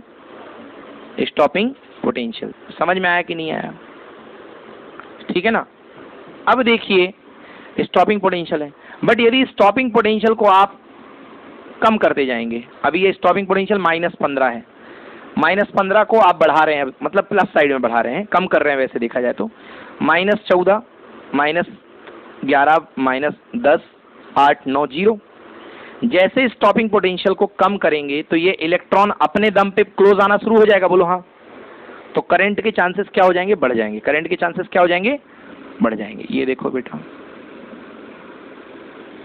ये करंट के चांसेस बढ़ गए, करंट आ गई। आ गया समझ में ना? क्लियर हो गया? ये देखो बेटा, समझ में आया ना? अब पॉजिटिव साइड में आना शुरू हुए, मतलब क्या कर रहे हो? आप प्लस का बढ़ा रहे हो, प्लस का बढ़ा रहे हो। तो प्लस का बढ़ाओगे तो क्या होगा? इलेक्ट्रॉन को जल्दी खींचेगा। इलेक्ट्रॉन को जल्दी तो खींच लेगा, मगर क्या इसके अंदर से निकलवा सकता है? बोलो यार, अंदर से तो नहीं निकलवा सकता ना। अंदर से निकालने का काम किसका? इंटेंसिटी का है। ये इलेक्ट्रॉन को जल्दी खींच सकता है। तो I = Q/T से टाइम घट जाएगा तो करंट थोड़ी सी बढ़ेगी, थोड़ी सी बढ़ जाएगी, मगर ऐसी नहीं बढ़ जाएगी कि आप कहोगे बिल्कुल बढ़ती जाए। थोड़ी देर के बाद ये सैचुरेशन आ जाएगा। ये देखो बेटा, थोड़ी देर के बाद सैचुरेशन आ जाएगा। समझ में आ गया ना? कोई दिक्कत? ये आ गया। अब देखिए, तो थोड़ी देर के बाद सैचुरेशन आ गया। ये पहली बारी है। मान लो लाइट 1 की इंटेंसिटी, और दो लाइट है आपके पास, एक है लाइट 1 और एक है लाइट 2। अगर लाइट 2 की इंटेंसिटी ज्यादा है, लाइट 2 की इंटेंसिटी क्या है बेटा? ज्यादा है। लाइट 2 की इंटेंसिटी ज्यादा है मतलब फोटो इलेक्ट्रॉन क्या होंगे? इसके ज्यादा होंगे। बोलो यस। तो फोटो इलेक्ट्रॉन अगर ज्यादा होंगे, अगर फोटो इलेक्ट्रॉन ज्यादा होंगे तो बताओ लाइट, ये लाइट 1 का ग्राफ है, तो फोटो इलेक्ट्रॉन यदि ज्यादा है तो लाइट 2 का ग्राफ इसके ऊपर से बनेगा कि इसके नीचे से बनेगा? लाइट 2 में इंटेंसिटी अगर ज्यादा है तो लाइट 2 का ग्राफ ऊपर से बनेगा। ये करंट है, याद रखना। इंटेंसिटी ज्यादा मतलब नंबर ऑफ फोटोन ज्यादा, और नंबर ऑफ फोटोन ज्यादा होंगे तो नंबर ऑफ ज्यादा इलेक्ट्रॉन को निकालेंगे। तो बताओ लाइट 2 का ग्राफ इसके ऊपर से जाएगा कि नीचे से जाएगा? हाँ, एग्जैक्टली ऊपर से जाएगा, क्योंकि भाई नंबर ऑफ फोटोन ज्यादा होंगे। तो यस, मगर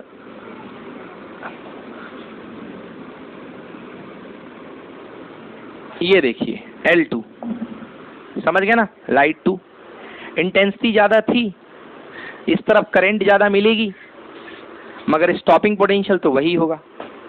समझ गए ना? क्योंकि स्टॉपिंग पोटेंशियल किस पर एडजस्ट होता है? काइनेटिक एनर्जी पर।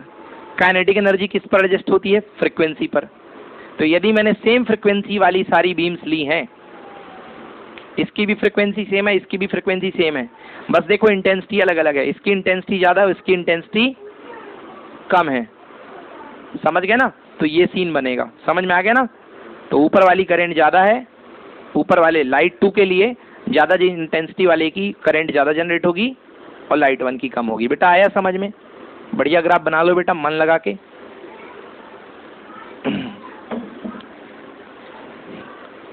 बनाओ बेटा। हाँ, शीट में देखिए बेटा, पहला ग्राफ मैंने बनाया किसके लिए? फिक्स इंटेंसिटी के लिए। ये क्या थी बेटा? यहाँ पे इंटेंसिटी, यहाँ पे करंट। माइक्रो एम्पियर में करंट निकलेगी बेटा फोटो इलेक्ट्रिक इफेक्ट में।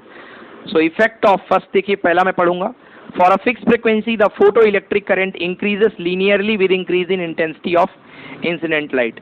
जितनी जोर की इंटेंसिटी रखोगे, नंबर ऑफ फोटॉन्स बढ़ेंगे, फोटो इलेक्ट्रिक करंट बढ़ती जाएगी। दूसरा वाला देखो बेटा, ग्राफ पढ़ रहा हूं।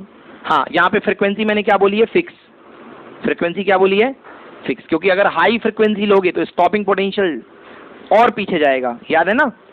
अगर ज्यादा फ्रीक्वेंसी लोगे मतलब इलेक्ट्रॉन और ज्यादा एनर्जाइज है, तो ज्यादा एनर्जाइज को रोकने के लिए आपको और पीछे स्टॉपिंग पोटेंशियल लगाना पड़ेगा। समझ में आया ना? कोई दिक्कत? तो देखिए, for a fix frequency and intensity of incident light the photo electric current increases with increase in positive potential applied at the cathode when all the photoelectric reach at the plate A current become maximum। बेटा current एक level तक बढ़ेगी, उसके बाद maximum होके saturate हो जाएगी। This current is called saturation current. This current is called saturation current. समझ गए ना? अगर जीरो से आप थोड़ा सा बढ़ाते हो तो हल्की चीज बढ़ेगी, वो करंट को, इलेक्ट्रॉन को स्पीड अप मिलेगा थोड़ा सा, जो निकल रहे हैं वो जल्दी से पहुंचेंगे, बट नए तो नहीं निकाल सकते हो ना। समझ गए ना भाई? गवर्नमेंट की पाइपलाइन आ रही है, गवर्नमेंट की सरकारी नल आ रही है, सरकारी नल। आपने अपने घर की मोटर लगा ली, तो आपने अपने घर की मोटर से जो पाइप में पानी आ रहा है थोड़ा बहुत, उसी को तो खींच पाओगे। ये थोड़ी ना कि सोर्स से पानी निकलवा लो, आप राजघाट से पानी खिंचवा लो, वो तो नहीं कर सकते हो ना। जो आ रहा है उसी को निकाल पाओगे। बोलो, क्लियर हुआ ना? यस। तो देखिए यहाँ पे ये इस तरीके से है ना, सैचुरेशन करंट थोड़ी देर बाद सैचुरेशन पहुंच जाएगा। बट यदि आप इसको डिक्रीज करते हो, नेगेटिव पोटेंशियल को, इसके एनोड पोटेंशियल को, when the anode potential decrease the current decreases but does not zero at zero potential. देख बेटा, जीरो पोटेंशियल पर करंट डिक्रीज नहीं होगी। क्यों? क्योंकि इलेक्ट्रॉन के पास थोड़ी सी क्या थी? एनर्जी, जिसकी वजह से वो वहां तक पहुंच रहे थे। हाँ, अगर आप इसको और कम करके लेके जाते हो, और कम करके लेके जाते हो और एनोड की पोटेंशियल को आप नेगेटिव कर देते हो, तो रेजिस्टेंस के कारण, वो अपोजिशन के कारण इलेक्ट्रॉन क्या हो जाएंगे? रुक जाएंगे, और आपकी करंट कितनी हो जाएगी इस पॉइंट पर? जीरो। समझ में आ गया ना?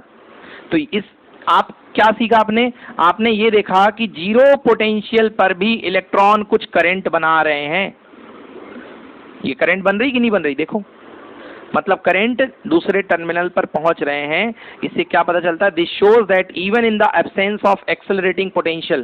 बेटा देखो यहाँ, in the absence of accelerating potential, ये किसका है? Potential of anode, of anode. ये पॉजिटिव साइड है, ये नेगेटिव साइड है। तो even in the absence of zero potential, मतलब कोई पोटेंशियल नहीं लगा है, उसके बाद भी थोड़े से इलेक्ट्रॉन अपनी काइनेटिक एनर्जी के चलते दूसरे टर्मिनल तक पहुंच गए हैं। मैनेज कर लिया उन लोगों ने to reach the plate on their own due to the their kinetic energy. समझ में आया कि नहीं आया? मगर यदि आप नेगेटिव पोटेंशियल अप्लाई करते हैं, when negative potential is applied to the plate A यानी anode with respect to cathode, photo electric current becomes zero. Photo electric current becomes zero at a particular negative value of the potential, at a particular negative value of the anode potential. This is called stopping potential, या इसी को बोलते हैं अपन cut off potential. क्या बोलते हैं बेटा? बोलो, अच्छे से समझ में आया? क्लियर हुआ? बेटा एक बात बताओ, अगर आप इंटेंसिटी ऑफ लाइट और बढ़ा दोगे तो क्या स्टॉपिंग पोटेंशियल वेरी होगा? स्टॉपिंग पोटेंशियल क्या इधर जाएगा कि इधर जाएगा कि वहीं रहेगा? वहीं रहेगा, क्योंकि स्टॉपिंग पोटेंशियल किससे एडजस्ट होता? फ्रीक्वेंसी से, क्योंकि फ्रीक्वेंसी का संबंध किससे? एनर्जी से है। अब सेम फ्रीक्वेंसी की आप मान लो पहले 1000 रेडिएशन आ रहे थे, अब 2000 आ रहे थे, अब 3000 आ रहे हैं। तो 3000 आ रहे हैं तो क्या होगा भैया? 3000 यदि आ रहे हैं तो करंट बढ़ जाएगी, मगर स्टॉपिंग पोटेंशियल सबका क्या होगा? सेम होगा। समझ में आया ना? क्योंकि नंबर ऑफ रेडिएशन बढ़े, उनकी एनर्जी थोड़ा ना बढ़ी है। बोलो, क्लियर हुआ कि नहीं हुआ? ठीक है ना? बन जाएगा ना? कोई दिक्कत बेटा? समझ में आ गया? अब देखिए एक और ग्राफ है। हाँ, नेक्स्ट है अगला, effect of frequency of incident light on photo electric current. Photo electric current पर फ्रीक्वेंसी का असर। भाई फ्रीक्वेंसी किसको गवर्न करती है? एनर्जी को। फ्रीक्वेंसी किसको गवर्न करती है? एनर्जी को। अब अगर सफिशिएंट सफिशिएंट थ्रेशोल्ड एनर्जी वाले सफिशिएंट वर्क फंक्शन वाले फोटोन आके इलेक्ट्रॉन को निकाल दिए हैं। तो जब अब चाहे इनकी फ्रीक्वेंसी ज्यादा हो या इनकी फ्रीक्वेंसी कम हो, समझ गए ना? इसका मतलब ये कह रहे हूं कि क्या आप फ्रीक्वेंसी बढ़ाओगे रेडिएशन की, अगर पर्टिकुलर फ्रीक्वेंसी बढ़ाओगे रेडिएशन की, तो क्या नंबर ऑफ इलेक्ट्रॉन्स बढ़ेंगे कि घटेंगे कि अनचेंज रहेंगे? बढ़ेंगे। फ्रीक्वेंसी रेडिएशन की बढ़ाने से इलेक्ट्रॉन ज्यादा निकलने लगेंगे? ये तो मैंने बोला ही नहीं। मैंने तो ये कहा है कि जितने सारे रेडिएशन आएंगे वो इलेक्ट्रॉन को निकालते हैं। अब चाहे इसकी फ्रीक्वेंसी आप थ्रेशोल्ड दे दो, यानी न्यू नॉट दे दो, या चाहे न्यू नॉट का 1000 न्यू नॉट दे दो, ये निकाल तो एक ही इलेक्ट्रॉन को पाएगा ना। समझ गए ना? अब एक ही इलेक्ट्रॉन को निकाल पाएगा, मतलब एक फोटोन अपनी एनर्जी से एक को ही निकाल पाता है। मतलब फ्रीक्वेंसी बढ़ाने से नंबर ऑफ इलेक्ट्रॉन का कोई संबंध नहीं है। तो फ्रीक्वेंसी बढ़ाने से क्या करंट बढ़ेगी? नहीं, फ्रीक्वेंसी बढ़ाने से करंट नहीं बढ़ेगी। समझ गए ना? तो कंसेप्ट बनता है, for a fixed intensity of incident light the photoelectric current does not depend on the frequency of the incident light because the photoelectric current simply depends on the number of photoelectrons emitted in turn of the number of photon incident and not on the energy of photon। क्योंकि निकलने वाले जो electron हैं वो इस बात पर निर्भर करते हैं कि कितने रेडिएशन आके यहाँ पे अटैक किए हैं, कितने फोटॉन्स आके यहाँ पे गिरे हैं। और 1 फोटॉन अगर वर्क फंक्शन मिल जाता है उसको 1 फोटॉन को, तो एक ही इलेक्ट्रॉन को निकल पाएगा। 1 to 1 रूल चलता है, मगर कब निकलेगा? जब वर्क फंक्शन के ऊपर है। समझ गए ना? एक मिनिमम एनर्जी जब मिल रही है तो एक फोटॉन एक ही इलेक्ट्रॉन को निकाल पाएगा। और अगर आप यदि कितनी सारी उसकी एनर्जी बढ़ा दें, कितनी भी फ्रीक्वेंसी कर दें, क्या एक फोटॉन 10 इलेक्ट्रॉन को निकाल पाएगा? नहीं। तो फोटॉन की एनर्जी बढ़ाने से करंट का कोई रिलेशन नहीं है। बोलो, आया समझ में? आया समझ में कि नहीं आया? नेक्स्ट देखिए, अगला लिखिए, effect of frequency of incident light on stopping potential. Effect of frequency of incident light on stopping potential. चलिए अगला लिखिए, effect of frequency of incident light on stopping potential. चलिए देखिए क्या है ये अब इसको समझिएगा। ये बेटा कैथोड है, ये मैंने दोनों सेम इंटेंसिटी के रेडिएशन भेजे हैं। मतलब ये भी इलेक्ट्रॉन को निकाल पा रहा है, ये भी एक इलेक्ट्रॉन को निकाल पा रहा है। सेम इंटेंसिटी है, सेम इंटेंसिटी का रेडिएशन, मतलब ये रेडिएशन भी एक इलेक्ट्रॉन को निकाल पा रहा है, ये रेडिएशन भी एक इलेक्ट्रॉन को निकाल पा रहा है। बस फर्क क्या है बेटा? इसकी फ्रीक्वेंसी ν1 की ज्यादा है और ν2 की कम है। मतलब ν1 इज ग्रेटर देन ν2। बोलो यस और नो। अब बेटा बताओ कौन सा इलेक्ट्रॉन E1 निकला, E2 निकला, कौन सा इलेक्ट्रॉन ज्यादा एनर्जी को रख के जाएगा, बाहर निकलेगा? E1 वाला कि E2 वाला? E1 वाला। सिंपल है यार, इसकी फ्रीक्वेंसी ज्यादा आई है, इसकी फ्रीक्वेंसी ज्यादा आई है, तो इसकी टोटल एनर्जी क्या बनेगी? E इक्वल टू h ν1, और इसकी एनर्जी क्या बनेगी? E equal to h ν2। अब ये एनर्जी ज्यादा है, ये एनर्जी ज्यादा है, तो ये एनर्जी ज्यादा है, तो इसका इलेक्ट्रॉन जब बाहर निकलने के बाद एनर्जी रखेगा जो, वो ज्यादा होगी काइनेटिक एनर्जी, और इसकी क्या होगी? कम। क्लियर हुआ कि नहीं हुआ? समझ में आ गया ना? मान लो दोनों इलेक्ट्रॉन के वर्क फंक्शन है 10, इसका भी 10 है, और ये लेकर के आया 25 और ये लेकर के आया 23, तो 25 में से 10 खर्च हो गए, बाहर कितनी एनर्जी के साथ निकलेगा? 15। और इसके 25 में से 10 खर्च हो गए 23 में से, तो बाहर कितनी एनर्जी के साथ निकला? 13। बोलो यस और नो। अब ये बताओ एनोड की तरफ जल्दी कौन पहुंचेगा, 15 बच्ची वाला कि 13 बच्चा वाला? कैसे? 15 वाला ना ज्यादा एनर्जी है। बोलो यस और नो। अब अगर आप इसको रोकना चाहते हो, तो ज्यादा स्टॉपिंग पोटेंशियल आपको किसके लिए लगाना पड़ेगा? 15 वाले के लिए कि 13 वाले के लिए? अच्छा, स्टॉपिंग पोटेंशियल ज्यादा रोकने की किसको लगाना पड़ेगा? 15 वाले को कि 13 वाले को?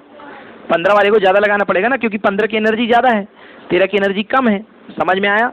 तो देखिए कैसा ग्राफ बनेगा बेटा, ये क्या है बेटा, एनोड वोल्टेज,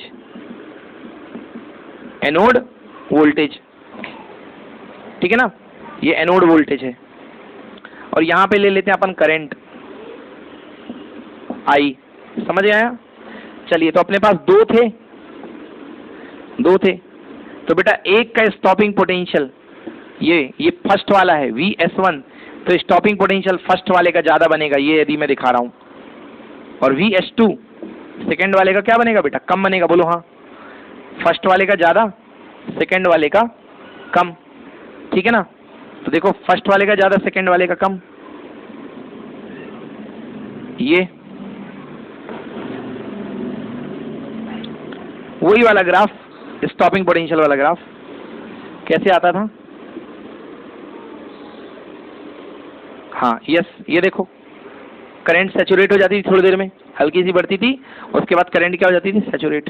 क्लियर हुआ ना, आया समझ में। हाँ दूसरे के लिए बेटा सुनो, दूसरे वाले के इसके लिए सेकंड फर्स्ट वाले के लिए सैचुरेशन करंट यही होगी कि अलग होगी, अलग होगी, ऐसे नहीं बोलो यही सर हमने बोल दिया अलग होगी, तुमने बोल दिया नहीं सर, सोच के बोलो। अरे सैचुरेशन करंट ज्यादा तब होती जब इंटेंसिटी ज्यादा होती, हमने दोनों की इंटेंसिटी सेम ली है, मतलब सेम नंबर ऑफ फोटोन आए हैं, तो जब सेम नंबर ऑफ फोटोन आए हैं तो सेम नंबर ऑफ इलेक्ट्रॉन निकलेंगे, तो सैचुरेशन करंट भी तो सेम होगी, बोलो यस और नो, ठीक है ना, सैचुरेशन करंट भी सेम होगी। क्लियर हो गया ना, तो यहां से सैचुरेशन करंट भी सेम कर दीजिए,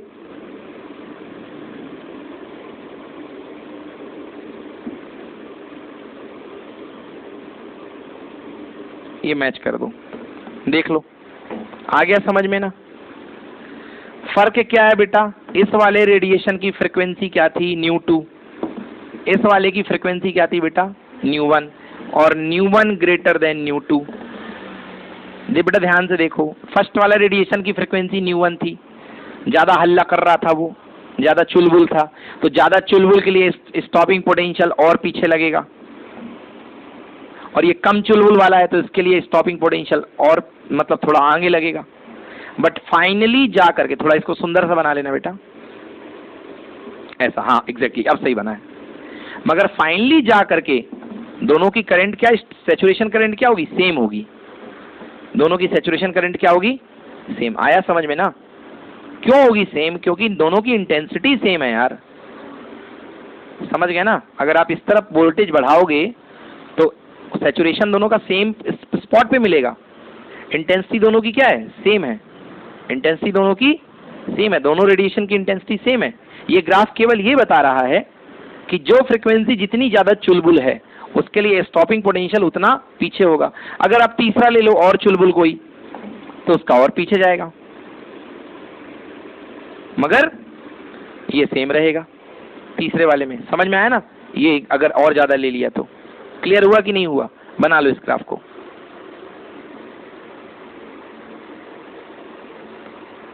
क्लियर हुआ ना। So yes, for a fixed intensity of incident light, अगर इंटेंसिटी फिक्स है, यहाँ पे आई फिक्स्ड है, for a fixed intensity of incident light the photo electric current increases and it's saturated with increases in positive potential. Photo electric current धीरे धीरे बढ़ेगी stopping potential बढ़ाने पर, और फाइनली आकर के सैचुरेट हो जाएगी, and it's saturated increases and it's saturated with increase in positive potential applied to the anode. However, saturation current is same for different frequencies of the incident light. चाहे different frequencies, चाहे कोई भी frequency का radiation हो, सबके लिए saturation current same होगी, सबके लिए saturation current सेम होगी। क्यों सेम होगी, क्योंकि इंटेंसिटी सबकी सेम है। परंतु यदि आप पोटेंशियल को डिक्रीज करते हैं और जीरो से नीचे ले जाते हैं,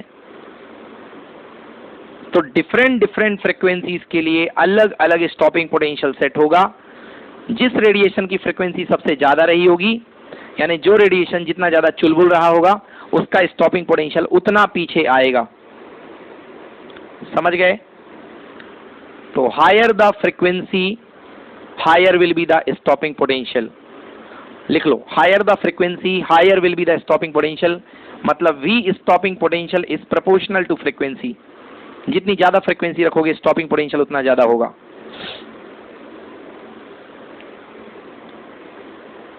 एनी प्रॉब्लम? क्लियर हुआ बेटा? तो यदि मैं कहूं आपसे, कहूं क्या, लिख ही दिया कि stopping potential proportional to frequency, stopping potential proportional to frequency. चलो ग्राफ बना दो बेटा स्टॉपिंग पोटेंशियल और फ्रीक्वेंसी का। देखिए बेटा, स्टॉपिंग पोटेंशियल और अप्लाइड फ्रीक्वेंसी का ग्राफ बना दूं। ये है स्टॉपिंग पोटेंशियल और ये है फ्रीक्वेंसी। ठीक है बेटा, ये स्टॉपिंग पोटेंशियल है, ये फ्रीक्वेंसी है।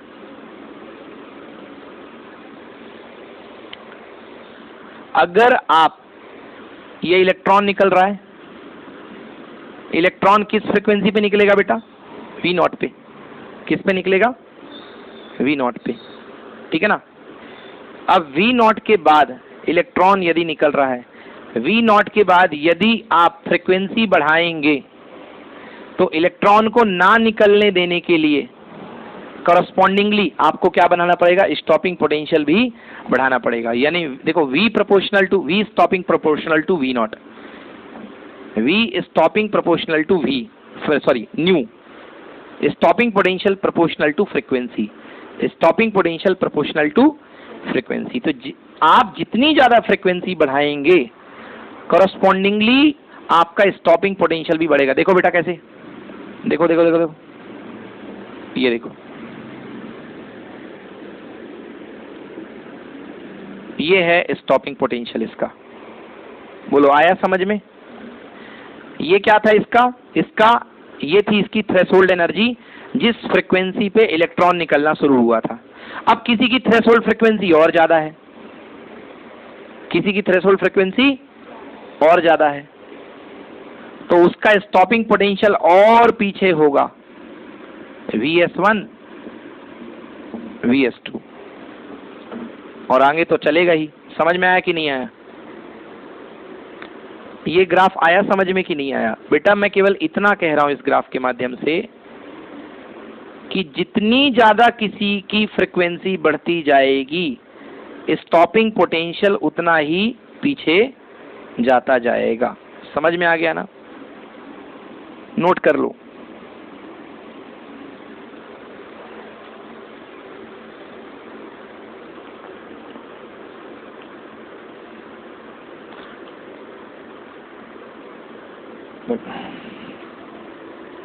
बेटा मैं इसके दो ग्राफ का फेवर करूंगा। यहां पे लिखो V एनोड,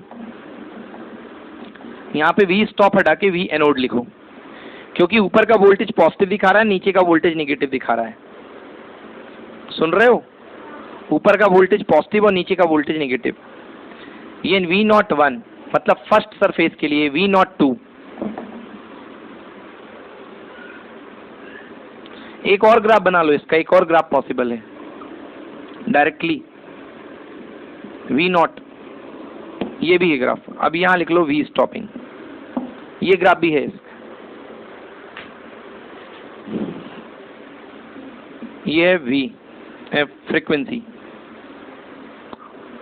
ये ग्राफ भी सही है। ये ग्राफ क्या बता रहा है बेटा?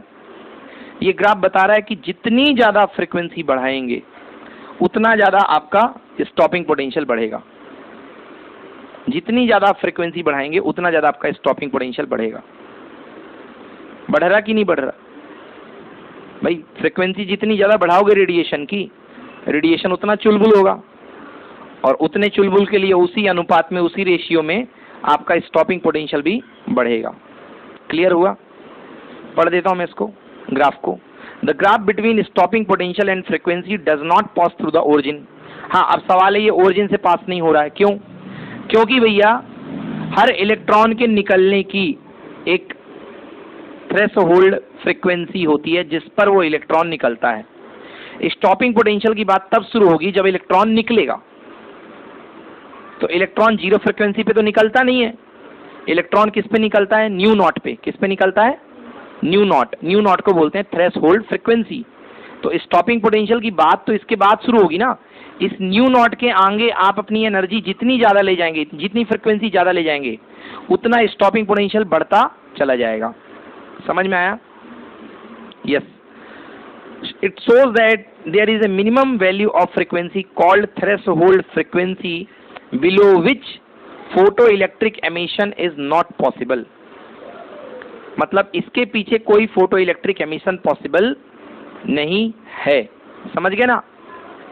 चाहे आप कितनी भी इंटेंसिटी लाइट की भेज दो, बट यदि थ्रेशोल्ड फ्रीक्वेंसी से कम का रेडिएशन आ रहा है तो वो इंटेंसिटी कितनी भी होगी, चाहे कितने सारे फोटोन आ जाएं, अगर फोटोन की थ्रेशोल्ड फ्रीक्वेंसी मेंटेन नहीं हो रही है तो फोटोन इलेक्ट्रॉन को नहीं निकाल पाएगा। समझ में आया ना? क्लियर हुआ? आप किसी को रिश्वत देना चाहते हो तो आप 50 लोगों को भेज दो कि एक काम करो, उस काम को कराने के लिए इसको तुम भी जाओ, तुम भी जाओ, तुम भी जाओ, तुम भी जाओ। वो मांग रहा है 100 रुपए रिश्वत। कितना मांग रहा है? 100 रुपए। और सामने वाला लेके आ रहा 50 रुपए। तो तुम चाहे 50 लोगों को भेज दो अलग अलग कि एक काम करो, तुम भी जाओ, शायद तुमसे मान जाए, तुम भी 50 का नोट पकड़ के जाओ। उसे चाहिए कितना? 100, और तुम भेज रहे हो 50। तो वो क्या मानेगा? क्या नहीं मानेगा। चाहे आप कितने सारे फोटॉन्स भेज दो, बट यदि वो कम से कम frequency maintain, threshold frequency maintain नहीं कर रहे हैं तो आपका फोटो इलेक्ट्रॉन बाहर नहीं निकलेगा। वो ये सिचुएशन थी बेटा।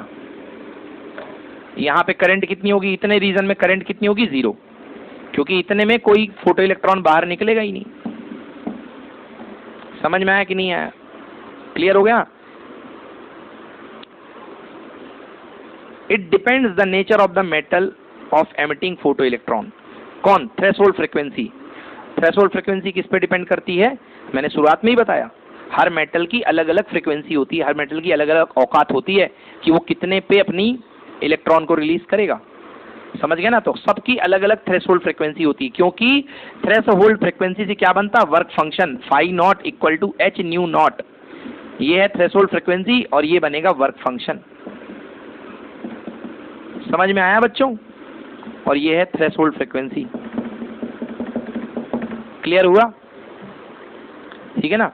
तो अगर आपको इलेक्ट्रॉन एमिट करना है तो थ्रेशोल्ड से ज्यादा ही एमिट करना पड़ेगा। तो थ्रेशोल्ड से ज्यादा एमिट करोगे तो इलेक्ट्रॉन एमिट होगा, और फिर उस इलेक्ट्रॉन को रोकने के लिए क्या लगाना पड़ेगा? Stopping potential. आपने थ्रेशोल्ड से और ज्यादा दे दी एनर्जी, बोलो बेटा, तो और ज्यादा एनर्जी बनेगी, और ज्यादा एनर्जी को रोकने के लिए और स्टॉपिंग पोटेंशियल लगाना पड़ेगा। समझ में आ रहा ना?